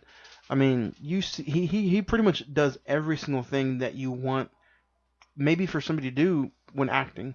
Mm-hmm. He makes you want to hate him, like him, cry, feel sorry for him. Mm-hmm. I mean, what do you guys think? He definitely deserved. I think it should have been him that year, but I mean, personally, I can't do anything. Not in my opinion, barely matters. Well, I mean, we're setting the clock back. We're going back to 2013. But I mean, if I had a vote, I would have put it for him, for that matter. Because like you just said, it does make him, it does make you want to party with the guy, and just get all out belligerent, and then it does make you do, like, you're a horrible dad, you're a horrible husband, like, how can you do this? And but I think that's what it's supposed to do. The only bad thing about it is, and I don't know if you've seen Dallas Buyers Club, Ed, but Zach, you've seen it. Yeah. I think that's the only thing that's the reason he probably didn't win, is because he had the year where you have Matthew McConaughey do that kind of a performance. Literally transform into someone that you don't see Matthew. You see just a character he did. I think if that movie came out a year after, a year before, I think Leo might have gotten it for Wolf of Wall Street. Yeah. But, I'm going to disagree with you, which is fine. I just think that he did a lot more physical acting in The Revenant than what he did in Wolf of Wall Street. And the fact that in The Revenant he only has, I don't know, maybe 20, 25 lines of dialogue, and he has to be physical, like I said, and show a lot of emotional weight in different scenes. That, to me, is what deserves an Oscar. And I agree. I mean, he is incredible in The Wolf of Wall Street, but he takes it one step above in The Revenant. So, reading up a little bit, I found out that the real Jordan Belfort actually made a little over $1 million off this film. Basically, like, a little under $1 million for the actual rights, and then when they started filming, and then a little bit after the filming, to have him come in and do all that stuff, he pretty much made 150. Yeah, I mean, not off of that. Not to mention they got money off of his book rights and stuff like that. So. Well, I mean, they paid about almost $1 million for the rights. Yeah. Or a little over $1 million. But yeah, so I mean, don't get me wrong, it's not like that guy's broke at all. So he wasn't even broke when he went to prison. No. When he went to prison, he had more money than probably this entire block of houses that we're living in. Yeah. So doing time at federal prison the way he did, you might as well. It's federal prison for him that time was probably better than Motel 6. I wanted to share probably my favorite line of the film is the drug line. And so basically at the beginning of the movie, when you get introduced to him, he's like, on a daily basis, I consume enough drugs to sedate Manhattan, Long Island, and Queens for a month. I take Quaaludes 10 to 15 times a day for my quote-unquote back pain, Adderall to stay focused, Xanax to take the edge off, pot to mellow me out, cocaine to wake me back up, and morphine, well, because it's awesome. I'm just like, that summarizes the whole character. That sounds like the day of a professional wrestler's life. You're probably not lying on that. At least in the 90s or Oh 80s, my probably. God. Just like, how can you... I don't understand that. Like, how you can consume How is he that much? alive? Yeah. How's the real Jordan still alive, honestly? Liver and Well, kidneys you know what, though? and all kinds You also of have to stuff. look at it. People like that if, they did that much stuff, their lifespan probably isn't going to be longer than 50 years old. Because I guarantee you he's probably going to have, if not now, he's probably already got, like, some heart situations going on. And he'll probably have, like, congestive heart failure in his 40s or 50s. He may be. I mean, I think he is in his 50s though. Right now, he's in his like late 50s or early 60s. So, because this was due in the 90s, and he was in his 20s and 30s in the 90s. He's 57. Yeah. Born in 62. Oh, wow. Yeah. Okay. So, but yeah, this movie to me is one of the top films of that year, and I some of the scenes I want to talk about is what do you guys think when you first get introduced to Matthew McConaughey's character in the beginning right there, and he's like, what did they work? They worked for Rothschild. Yeah. Whatever McConaughey's like corporation was or whatever. Yeah. He gets credited as being one of the main people in this movie, but he's only in the movie for like 10 minutes. Yeah, if that. Yeah, and but his like whole monologue at the table is just like that. Like if Matthew was a stockbroker, that would be. Yeah. That'd be him. Jonah Hill. What do you guys got some thoughts on Jonah Hill? Really good character. I mean, he came in kind of randomly, and then all of a sudden, I'll quit my job if you show me a $72,000 monthly or a month stub. It's like, what this character reminded me of Jonah Hill is Jonah Hill with Miles Teller in War Dogs. Have you seen that movie? Mm. The movie's really good. Underrated for the year 2016. This kind of feels like one of those kind of movies. I liked him originally, but he kind of annoyed me in the second rewatch. But that's not on him. I think that's what the character is. Right. But those teeth, man. Yeah. Teeth. What did you think of the scene where he was choking on the ham? For a second there, Leo did not want to, he didn't want to save him. Mm-hmm. That whole, even going before that, the whole Quaalude scene, that was just like, that to me is probably one of the top. What did they call them? Lemons? Lemons, yeah. Lemons? Top 3, maybe top 2 scenes in the whole entire film. It's been 30 minutes, man. I don't get anything yet. Then Leo took another one. Was it? He goes to the country club, and it just kicks in. You're just like, Jonah Hill ended up taking like 3 of them. Yeah. And then like when they're in the kitchen and they're just fighting over the phone, it's like, FBI, get off the phone. Which, and then later in that part where he tries to save his friend or best friend or whatever you want to call it, when he's wearing the wire, you don't incriminate yourself. I'm wearing a wire, and then that's kind of one of his the things downfall. that leads to his ultimate downfall. So, I mean, sometimes you incriminate yourself on accident, but I mean, burn, what is that? Burn note or whatever. Burn after reading. Yeah. Mm-hmm. Yeah. So, I don't know. Looking back at some of his movies, this movie was nominated, like we said, for 5 Oscars, but Leo himself, today's the man's birthday. It is. So I have. How old do you think he is? Without looking, how old do you think he is? Do you know right off the top of your head? Mm-hmm. You just check, you little bastard. No, we were talking about it at work actually. Right off the top of my head, I'm gonna say 47. 45. 45. You guys were close, yeah. He doesn't look 45. Yeah. No, he still looks like he could be in 30s for that matter. If you had that much money, you think you'd look 45? Sometimes it's due to jeans too. I mean, don't get me wrong. Yeah, but guy probably wears a good pair of jeans. Let's also say he's got enough money to take care of himself every day. He's got enough money to eat right and exercise all the time. And let's say he doesn't have to stress about money. So. Oh no. Let's talk a little about Leo. What are some of your guys' favorite movies of his? Leo himself, to me, man, he's one of my favorite actors. But you know what's weird? And I was thinking about this the other day. I have a lot of his movies compared to like Hanks and Denzel, Johnny Depp for that matter. But Leo doesn't have that many movies. No, he really doesn't. For him acting since early 90s, he doesn't really have that many full-length feature films. Mm-hmm. He's done some small 90s roles like, is it the The Beach. Yeah. Or The Man in the Iron Mask. I like that one. Titanic. That one's not bad. Has anyone seen Titanic? He was in. Is it Critters? Like is it early Critters 90s. Yeah. or something? Critters 3. He's like 10 or 11. And what's the movie that he did with A Boy's Life? De Niro. Is that it? Yeah. A Boy's I Life. haven't seen that one. Yeah, that's a hard one to get a hold of. He did a movie with. I don't know if you've heard about it, but he did a movie with. There's a big documentary about it, and it's with well, he played Spider-Man, the first Spider-Man. Tobey Maguire. Yeah. Do you know which movie I'm talking about? It's not very it's kind of. Is it the Basketball Diaries? No, it's a movie that's illegal here in the United States. It's what? Yes, it's a there's a full-length feature on it.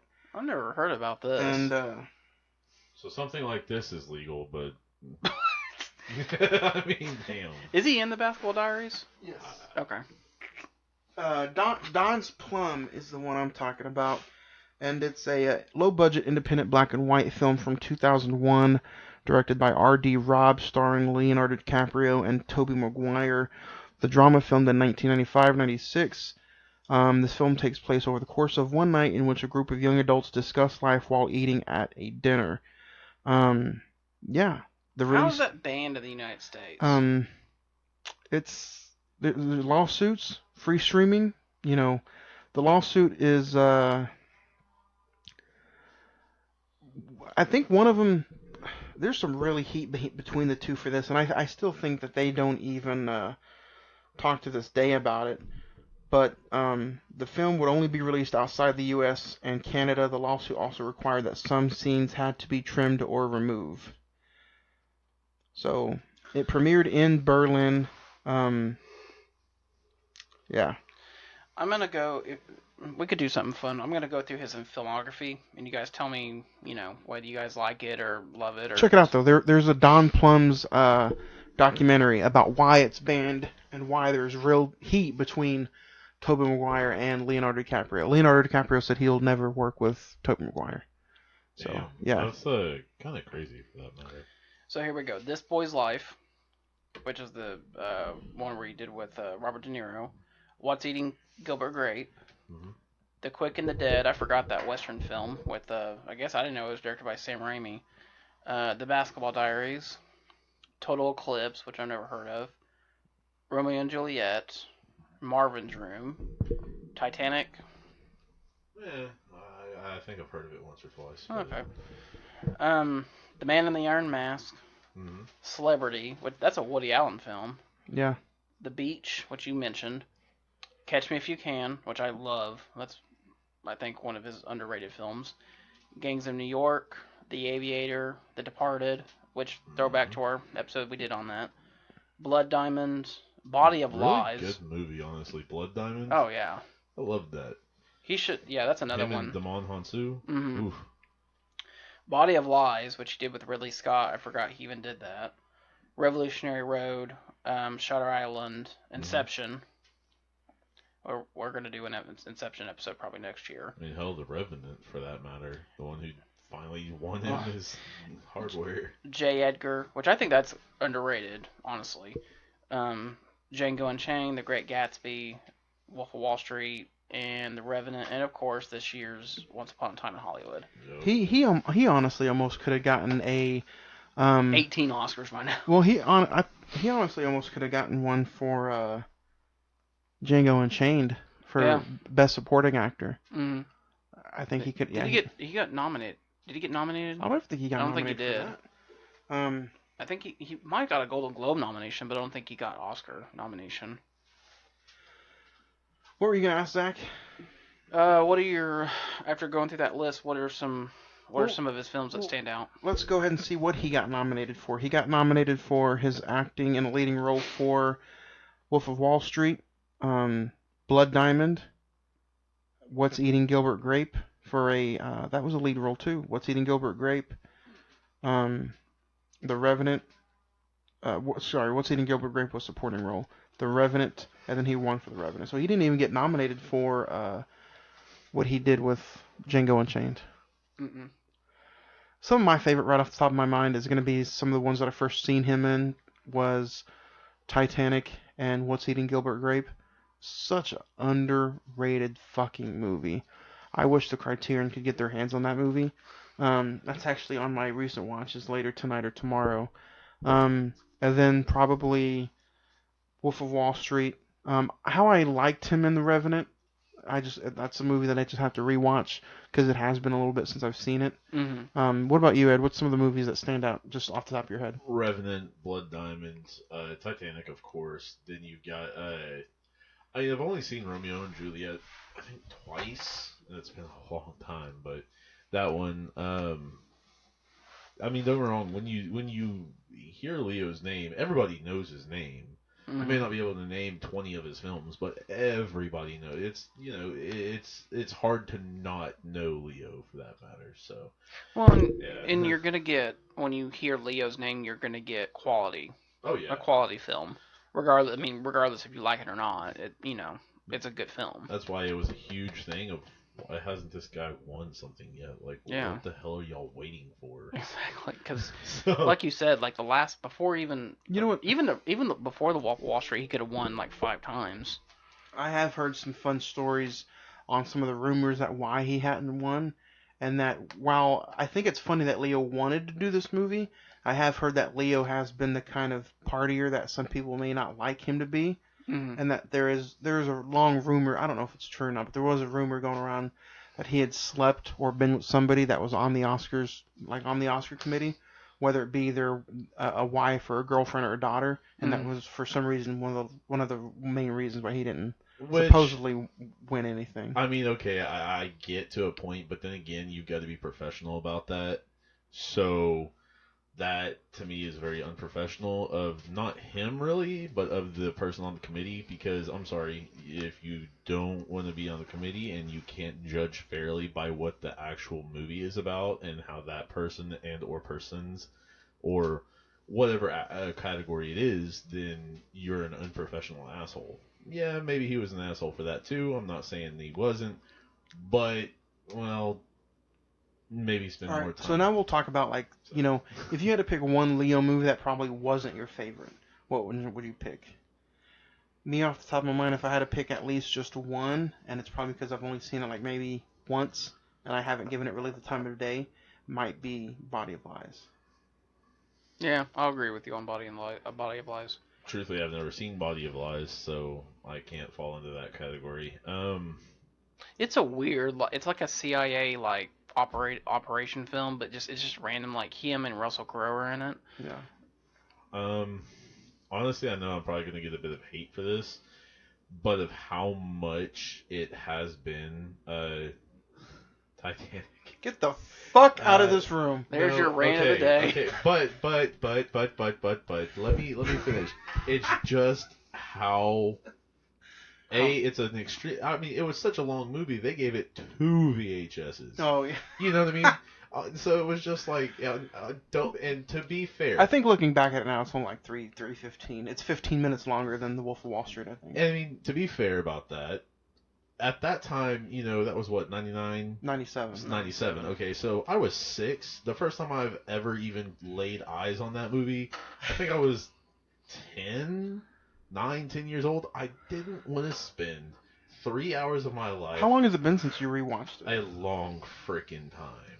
And that's part of the reason I think. No. Guess what we're doing next year? I mean, that's cool. I'll do that. I mean, I did, and I like this movie, so I'm not hating on it, but I did The Watchmen, so I can do that easy. Dude, The Watchmen is. I think The Watchmen. Endgame, So, I mean, I think still the version of Watchmen you watched is 10 minutes longer than the Titanic. But I mean, don't get me wrong. Because that Watchmen was 3:45.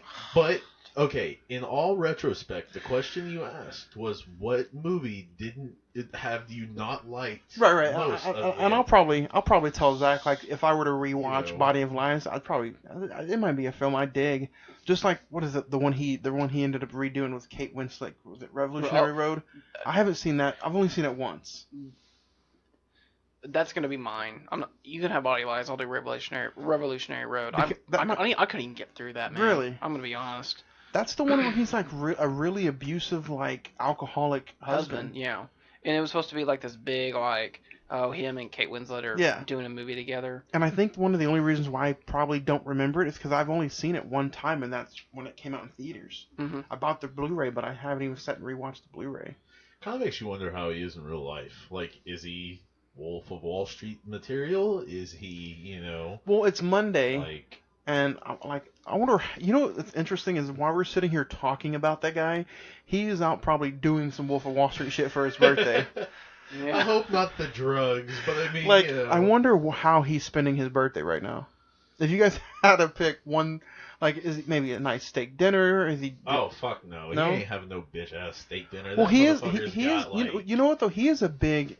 What is it called? Where they're trying to clean up the planet. Yeah, he's an activist. He's Yeah. That's like his big when he's not doing movies. He's like big on trying to alert people on global warming, which I respect. Yeah, and I heard that's why he only does like a movie every 2 or 3 years. Mm-hmm. Which, I mean, hey, it's still... He's a big activist. Ultimate funding right there. There's a lot. He has a couple of documentaries about global warming. He did this one called The Ivory Game. Yeah. It's incredible. If you guys haven't seen it. Let's talk about some of the documentaries he did. The one you're talking about, is that available on like Hulu? I think it's on Netflix actually. Let me see here. But I mean, if he is a partier and all that, just like, holy shit, dude's 45 years old, probably has partied with...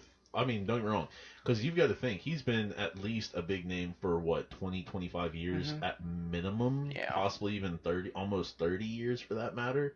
So, he was... like, who the hell have... Because you've got to think, most of the actors are like, dude, I'm in the room with Leo. Yeah. Like, fucking Leonardo DiCaprio, man. I know It is on Netflix, yeah. He's an executive producer on it. But he also does, he does a lot of producing, which I was kind of unaware of. He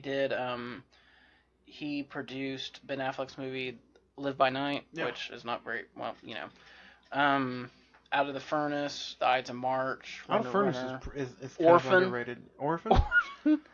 And then he's actually one of the producers on Clint Eastwood's new movie, Richard Jewell. I want to see that. We saw previews when we went and seen The Lighthouse. The Lighthouse. That's cool. Yeah. You know what makes me wonder? When you see the word producer, what's the first thing you think of? I think he's a consultant. See, the first thing I think of is somebody who puts up cash for the movie. And I mean, that's the only thing I think of, unless you see the word executive producer, and then they might have some consulting, some consulting, or like Spielberg with Jurassic World. Yeah, or like Nolan was a producer on, everybody was excited when he was producing Batman vs Superman. Yeah. He wasn't even in any of the meetings, which means I think he was just a money man. Yeah. Yeah. So, if I had to pick a couple of my favorites, I didn't get to do it. Probably Inception. Oh yeah, I completely forgot Inception. Catch Me If You Can, and probably. Did you want him to run and finally escape in Catch Me If You Can? Yeah. I was pulling for him so hard. I know. And then probably, I'm going to go ahead and say The Revenant. I haven't seen it in a while, but I really enjoyed that film. Catch Me If You Can that's worthy of an episode. Yeah. I was letting you guys, or I'd let Zach know. I was like, I'm binge watching all my Tom Hanks movies and trying to get them out before next week. But I think I'm gonna pick out my top maybe 5 or 10. It's gonna be interesting to talk about that next week. All right. You know how Tom Hanks. Is there one that without giving spoilers for next week's episode, is there one that right off the bat you're like, yeah, that is my favorite, or you want to save it? Philadelphia is going to be one. Probably number one. It might be number one. That movie has so many. Like I said, I've talked about that in this whole podcast. Like just like Wolf of Wall Street here. If an actor can make me feel 3 or 4 things in one movie, that to me is that's like one of my favorite things about acting. It's one of my favorite things about film. If I can have a movie in 2 hours, let's just call it a 2-hour film, and it makes me feel a handful of different ways, I mean, how can that not be like a favorite scene or a favorite film? I mean, definitely you want to go, because if you can't feel anything other than just annoyance or whatever have you at a film, like one of mine from this past week, Then to me, I gave it its chance. It Or annoyed the hell out of even me. like a superhero film. Yeah, those are great, fun movies, but there's really nothing that stands out that's memorable for me because they all kind of just roam together. Right. You know, except for the Dark Knight because of the Joker performance. Mm-hmm. If I had to say anything, if I had to pick a Marvel movie, maybe The Snap. That's it. But I mean, they're events. They kind of They come and go. well, I'm gonna get flack for this too because I've heard it said before. But to me, Marvel movies or superhero movies just feel like one big long TV series. They kind of go in a big strand. But you can't deny that they make money. Oh, no, they make money. Because good storytelling. Yeah, of all the build-up that we got to Endgame, I mean, No. there was a point where each one of those movies were making $1 billion each. Right, yeah. I mean, yeah, they make money, but how I could say Star Wars is different for me because the emotion with Luke and Vader, or the Emperor getting thrown off the balcony. Right. If a movie has emotions, then that makes me want that actor. That's why I have huge collections of Hanks, DiCaprio, Johnny Depp, Denzel, and it's just because most of their movies, those performances are like fucking crazy. Or I mean, Obi-Wan being betrayed by Anakin. Get the hell out of here, this guy. I mean, I kind of feel like Star Wars is kind of like a big TV show, and probably because I just don't have the emotional attachment to it. Yeah, I'm just like, okay, what are we gonna do in this one? I'm sorry, Ed. It's just, what are we gonna do in this one? Ed, for example, we could probably look at all three of us here, and we could probably pick out our top three. If I could look at all three of us here, I could say Lord of the Rings with Zach, Harry Potter with Ed. Too easy. And with me, I mean, it would honestly probably either be Star Wars, Batman, or The Godfather. Because, yeah, I mean, a Harry Potter book and, for that matter, movies. And, I mean, don't get me wrong, I kind of hate the fact because you get a lot of, as some of us are called, Potterheads that hate on the movies so bad because Harry's eyes weren't green. Okay, there was things at the time, and if you look up, Daniel Radcliffe had problems because his eyes couldn't get with the contacts. But see, if they did those movies in 2019, guess what? They could have his eyes green. CGI, which it would be way too easy. But I mean, hire a kid that has green eyes. I mean, yeah, wouldn't that be the simplest thing? But that's nitpicking, like how people were kind of nitpicking with the whole mustache thing in Justice League. Yeah. Leave some of that stuff at the door. Right. But Zach, let's say you, like, what does an actor like Tom Hanks for you have to be, in order to, let's say, if we're making an episode and it's all about that one person, if you could name two people off the top of your mind? We already did Leo's. We kind of did that in this episode. Oh, that's true. Is he somebody you like to talk about, or would it be more of a director like Spielberg, or do you like? What I'm saying is, how Spielberg is your favorite director. Do you have somebody that's acting wise on the same level? And then I'll ask you, Ed. So think about that. Yeah, it sucks because we already did it. Sandler, obviously, but you like Adam Sandler? No, it probably would have been Spielberg and Leo, because Leo is probably my favorite director.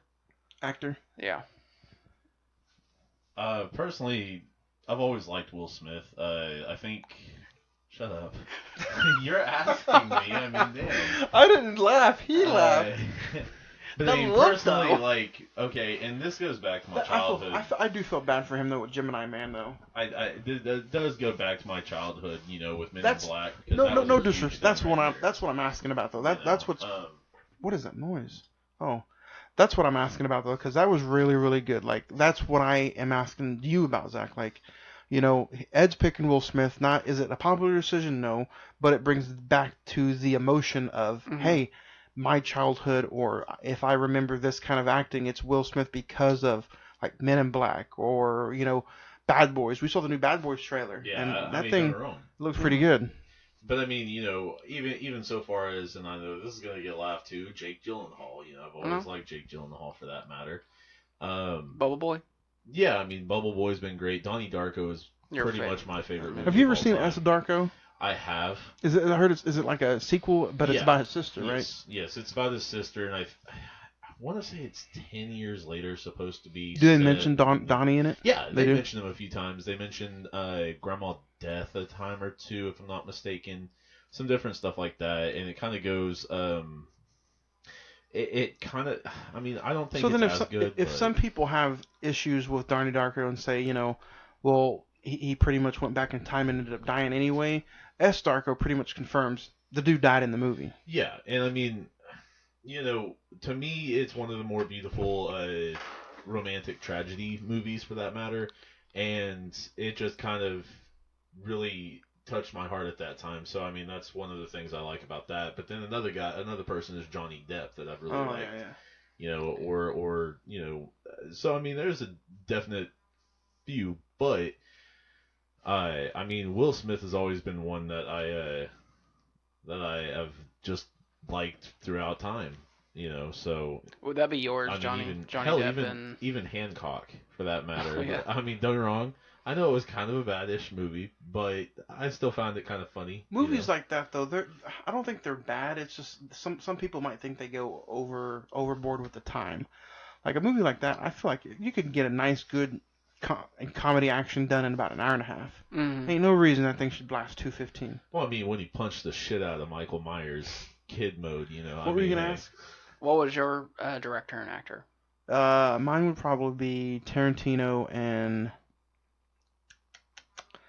acting wise, man, I don't know. Like Denzel. I would say it'd be between Denzel, Hanks, and Leo. Mm-hmm. If I'm going off of just like, cheap pop, it would be Adam Sandler.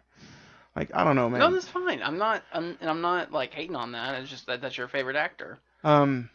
He's definitely my favorite comedian.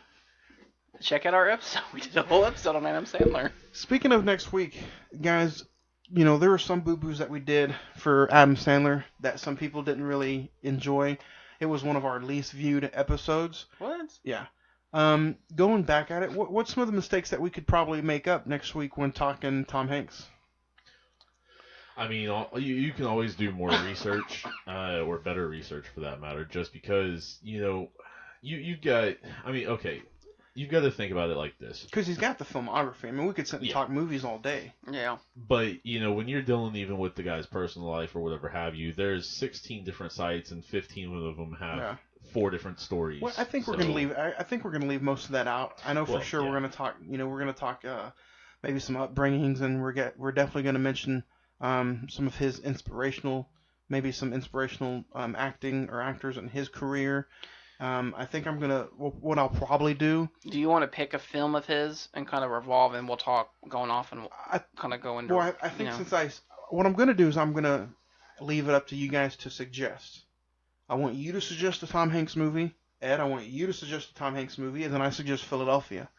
If we can, we'll kind of watch those 3, or your favorite, my favorite, and then we'll kind of talk about those, talk amongst them, bring up his filmography, and then I'm also going to give you guys kind of like a subject matter of, maybe personal life, or maybe his favorite director, or you can look up his favorite director or his favorite actor, and then I'll look up something. We kind of talk about that.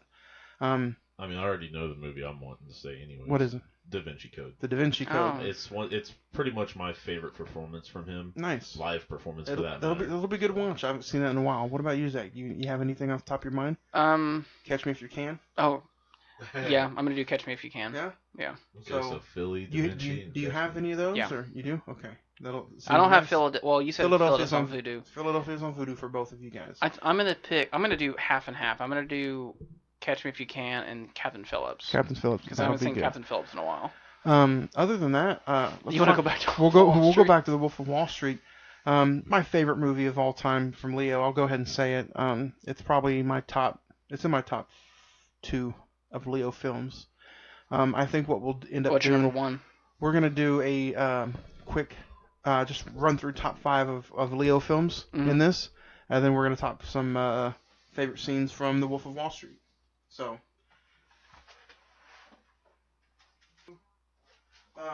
So yeah, we'll do an impromptu top 5 Leo films. Ed, you want to go first? Number 5. Go ahead and just rapid fire through your 5.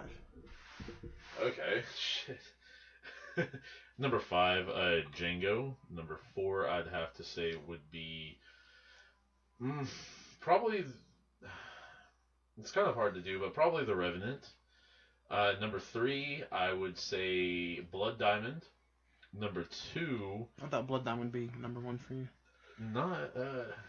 Let him get to it. Number 2 would be Once Upon a Time in Hollywood, and then number 1 would be The Departed. Oh yeah, The Departed. But The Departed. The Decapitated. That's the sequel from The Departed. You were departed. Now you're decapitated. I'll rapid fire through mine. I'm gonna have to say, this is harder than I thought it was. Literally, just performance-wise, I'm gonna have to go number 5, Django. Then I'm gonna have to go ahead and go through and say, What's Eating Gilbert Grape? Once Upon a Time in Hollywood, Titanic, and The Wolf of Wall Street.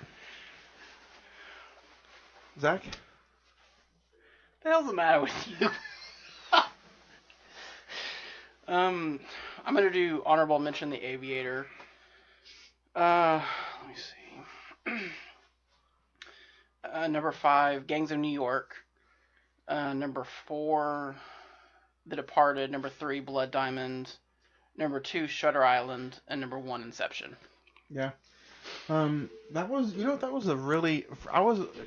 When I asked you earlier in the week, Zach, what you thought about the top 5, and you said we should do films of 2013. One of the main reasons why I didn't pick top 5 Leo films. Was that going to be your number 1? No. You know what? I thought we would all have the exact same movies, but in different order. But it was the exact opposite. Yeah. Yeah, it was surprising because I think Revenant was his best performance, but it's not my top 5. Yeah. So. I think that all comes down to memorable. I don't think it was memorable. The bear attack was memorable. But other than that, that's the only thing you think of. Right. So let's go ahead and we'll talk some.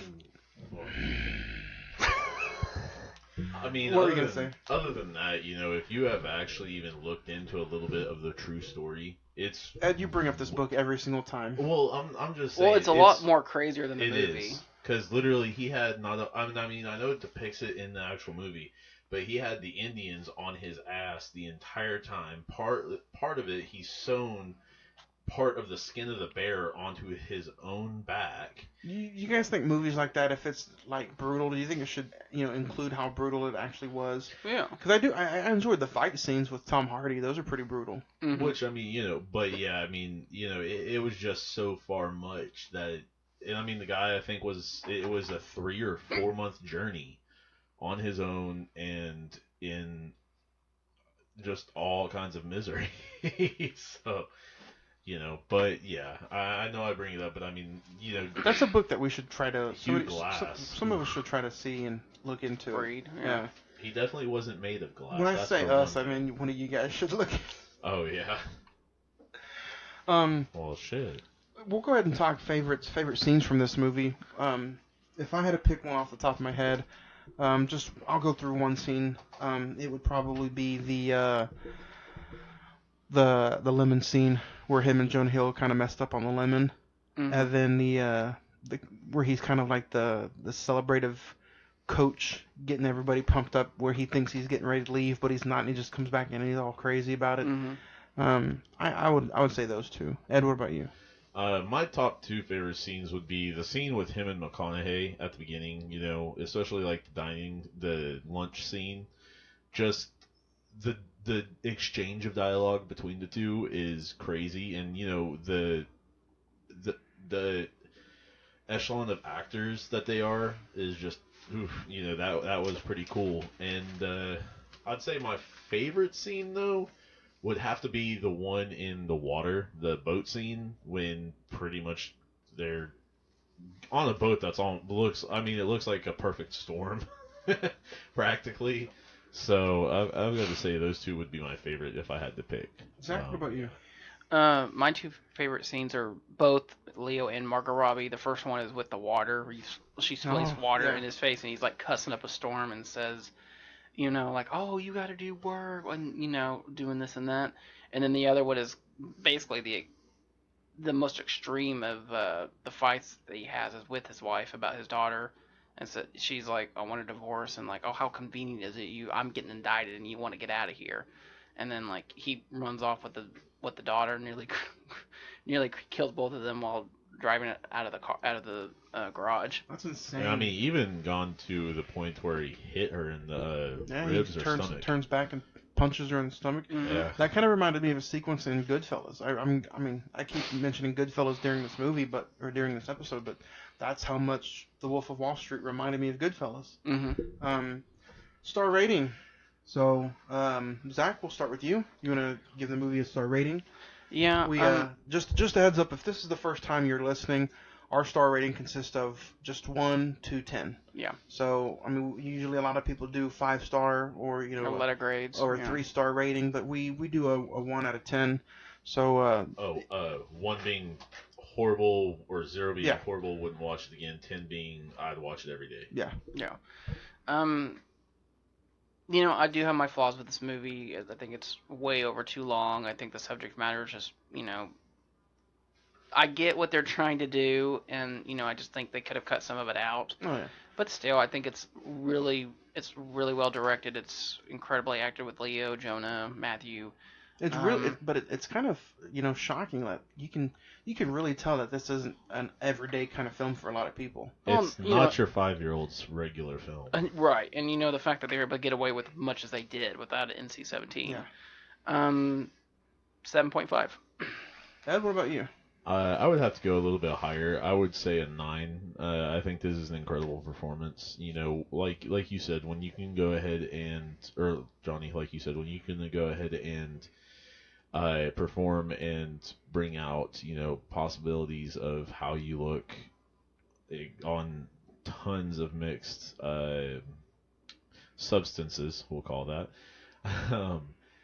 And then just go to the level of debauchery, whether he participates in real life or does not, is incredible on how well he did, and how believable, you know, it all was for that matter. So I've got to say, I think it, you know. What's that? So I'd say 9. A 9. It depends on the kind of day it is for me. Like I said, this movie isn't for everybody. Any kind of day. On one day I could give this movie a 9, I could give it a 10. But you know what, for this last 2 rewatches that I did this morning for it, I'm gonna have to go ahead and give it an 8. I think it's one of those movies that how Leo is amazing at every single part of acting in this movie. I have to agree with Zach with the subject matter and the kind of the raunchiness of the movie. It's one of those things that, you know, I think that's also why he didn't get a nomination, or I mean not nomination, but an Oscar win for this movie, is because at the end of the day, let's face it, the Academy doesn't want some kind of, watch me as I say this, some drug addiction, raw, dark comedy, horror-like movie. Mm-hmm. I think that's why something like Goodfellas gets praised, that, you know, because Scorsese did Goodfellas, and it's almost the exact same subject matter. Right. And that got praised. That's like the end-all, be-all of some of his movies. But then you got something like The Wolf of Wall Street, and yeah, it got nominated for 5 Oscars, but it didn't win any of them. And I think that's the reason why. It's, you know, it's not for everybody. But right now, with the 2 watches that I gave it, I have to give it an 8. A little too much debauchery. Yeah. Yeah, it doesn't have to be 3 hours, you know, 3 hours long. All right. So, but definitely, it's one of those movies. Go out there and check it out. Unfortunately, it's not on any streaming services. You can rent it for as low as $2.99 though on YouTube, Amazon Prime, all those. I think Vudu. it's on Netflix. It's not on Netflix. No? It was at one point. Oh, Yeah. okay. Yeah. Okay. But I think, of course, every time we do an episode, they take it off of Netflix Or Hulu. What was it? Oh, 7, yeah. Yeah. They must listen. Like, I would hope. fast as I'm doing I would that, hope. no? But since you said listen, I would like to say that thank you for everybody out there, that our listenership has gone up to almost 1,000 a week, and downloads are sitting at almost 400 a week per episode now. And Still, we all know Leo is listening right now. we hope so. So happy birthday, Leo. Happy birthday.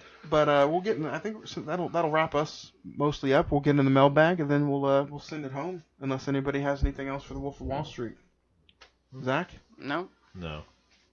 Let me dig into our handy dandy emails here. So I didn't get to read a lot last week because the episode was going almost like 2.5 hours, but I want to say thanks. I feel like Last Jedi is going to be like 4.5 hours.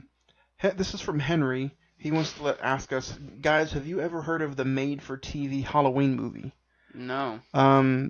Back in the day when they released Halloween, it was so controversial, but yet also so popular that they ended up releasing it on network television, and it was not R-rated, and they took out some scenes to make it not rated R, and then So they basically edited it for television. Yeah, they re-edited it for TV and actually reshot some scenes for TV. So they took away the bad scenes and added the PG-13 scenes and made it a TV version of Halloween. Which, if you have the Blu-ray, it's the movie is still rated R, but they have the 3 or 4 deleted scenes that they put in to make it PG-13. So, I don't know if I did I read a Barnes & Noble Criterion one last week? I can't remember. Yeah, was it? This one is from... We did like our favorite Criterion, but I don't remember this Barnes & Noble one. Okay. Well, this one's from CJ, and he wants to know, so Barnes & Noble is obviously having the Criterion sale going on. I've been listening to you guys for a while talking about your favorite Criterion. Please explain what's so good about Criterion, because I'm a Blu-ray collector, but still have yet to buy a single Criterion Blu-ray. Zach? Look, when I think the biggest thing that you got to do with Criterion is, first off, you got to pick a film that you've seen, whether it's Silence of the Lambs, Godzilla, Moonrise Kingdom, any Hitchcock film. You want to pick one that you know, and then they do such a good job at doing special features. Well, I mean, if you want, Ed, you get look at the bring one of them right over here. Doesn't matter which one. Antichrist. It doesn't matter. Because they all have that thing on the back. Yeah. So, like, this is a film, Ed just picked one out. So basically they do like a little synopsis of it, and they do like, here's director-approved Blu-ray special edition features. They always have a new restored high-definition digital transfer made from a 35mm interpretation of the film. They always have audio commentaries, video interviews. Some of them always have like an hour-long documentary about the film, which, I mean, for film fans, that's, gold. And then they also come with a little booklet of like an essay about the film. Yeah. And so like that's just genius. What do you think about it, Ed? I mean, Johnny. Which the film may not be, it may not be everybody's favorite, but it is kind of hard to put into words if you understand what we're talking about. Yeah. Like, for example, are they going to do a Star Wars movie? No. How would you explain how do you think they pick what movie they're going to do? Some of it is licensing, like Charlie Chaplin, Hitchcock, but there's other ones like and there are some weird ones too, like Punch Drunk Love. I'm surprised got a Criterion release. That, and what's that movie that came out? Moonlight. I think that'll be a Criterion eventually. You think Moonlight will be? I think. Well, it just feels like they can't do an A24 movie. A24 will not let them do it. Yeah. But it's just like, man, it's so hard to describe. How would you describe it? The only way I can put it into words is they pick what they think are cult-like following films, or what they think is worthy of putting the Criterion subject matter on it. Yeah. And the stamp. Yeah. Because tell me if I'm wrong. If they do a Criterion film, that film no longer can be bought on a regular formatted thing, right? Correct.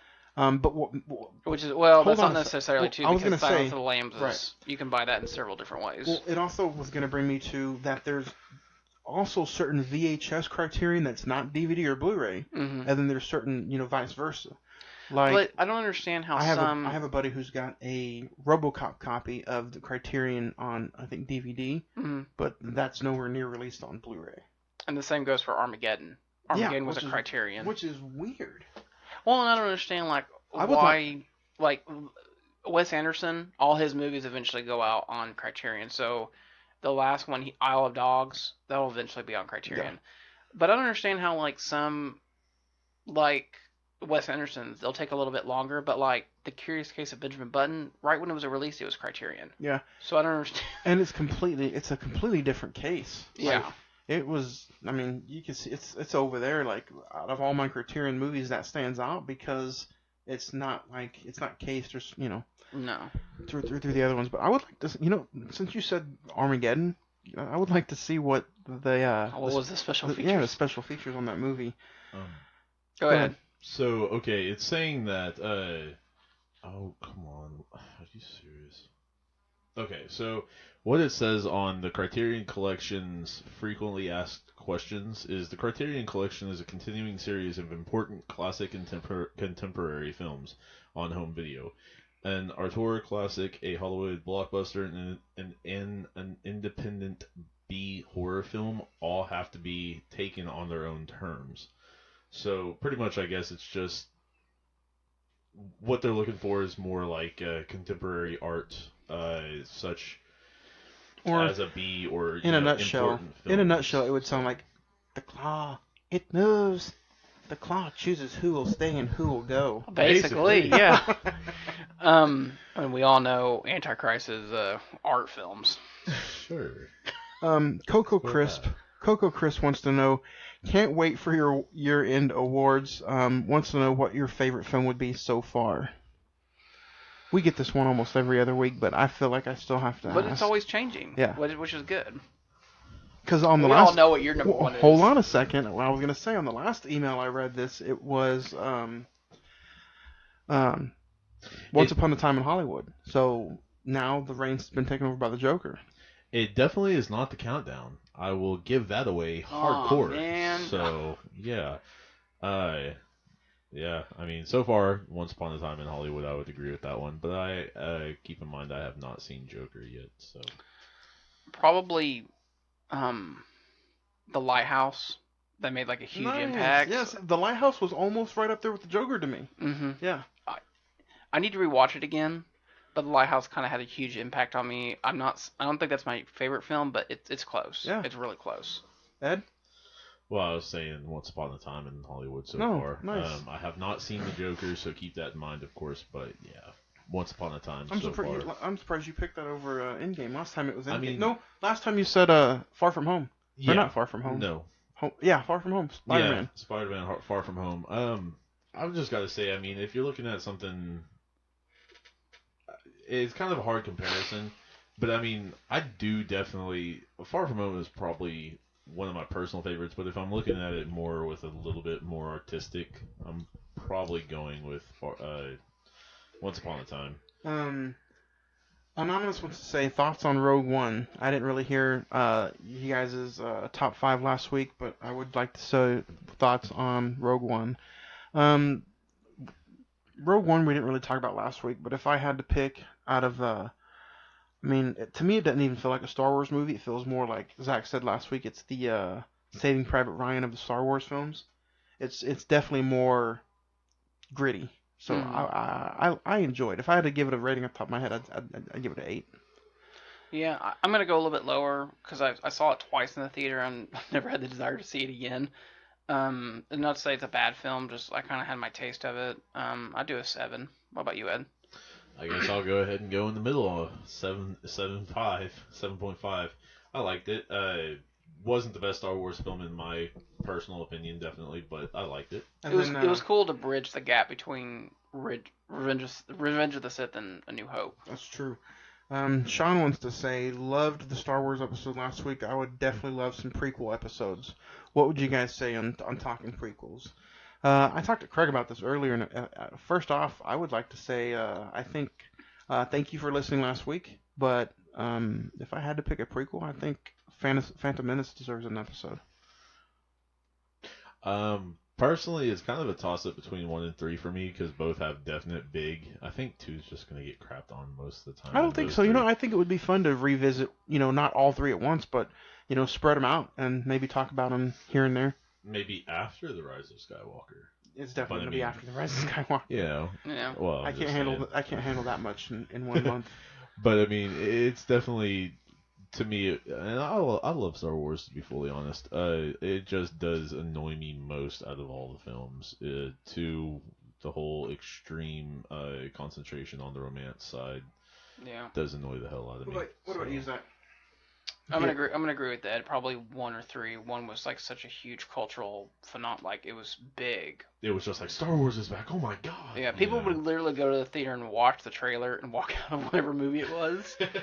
And then Revenge of the Sith is just like a perfect capper to that trilogy. Well, the saga now, but you know. And this will be the last email of the day, but Derek wants to say, I watched with you guys, so whatever you announce, I watched, then I listened to your episode.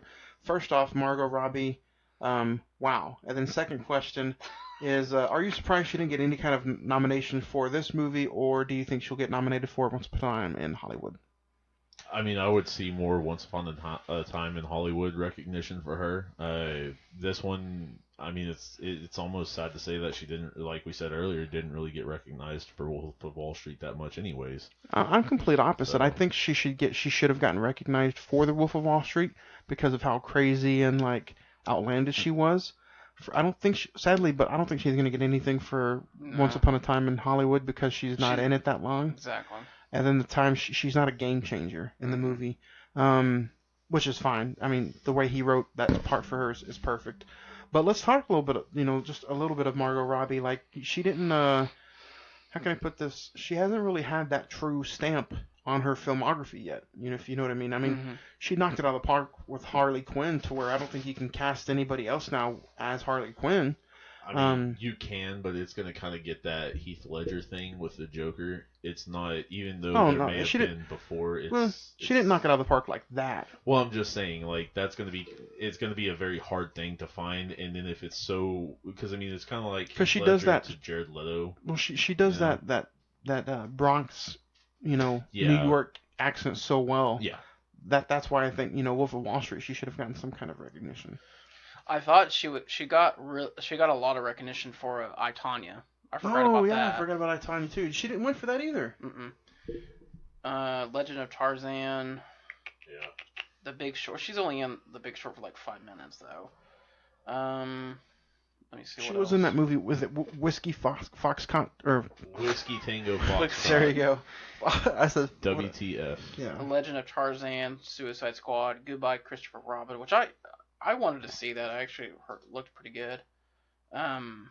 Terminal, Mary Queen of Scots. You said you saw that one, Johnny. Oh, I didn't like it at all. You don't like it? And then let me see what some of her upcoming projects are. Peter Rabbit 2. She does have another movie, Bombshell, which is about like the Fox News. She's getting a lot of praise for that one. Really? It's not even out yet, is it? There's a trailer out for it. Is there? And then Birds of Prey next year, so. Yeah, I almost forgot how good I, Tonya was. So, that's a good one to talk about. So, I mean, other than that, you guys good? Looks like we're gonna put a stamp on this episode. You guys can email us every week. We get tons of emails at CINEMEN. That's Cine-Men921 at gmail.com. You can also just leave us a voicemail at 405-590-5711. Facebook search us, Cine-Men Movie Podcast. We pop right up. Or you can just search by facebook.com/movie reels, REELZ 405. So, and then all of our episodes drop every Monday night. You can listen on Spotify, Podbean, YouTube, and Anchor. So, looks like Tom Hanks is the next subject matter, guys. So, anything else? I think that's going to do it. Think so. I mean, yeah. So this is Edward saying I'll see you on the silver screen. This is Zach. I will be catching Ford versus Ferrari this weekend, so I'll talk a little bit about that next week. Oh, that does drop this weekend.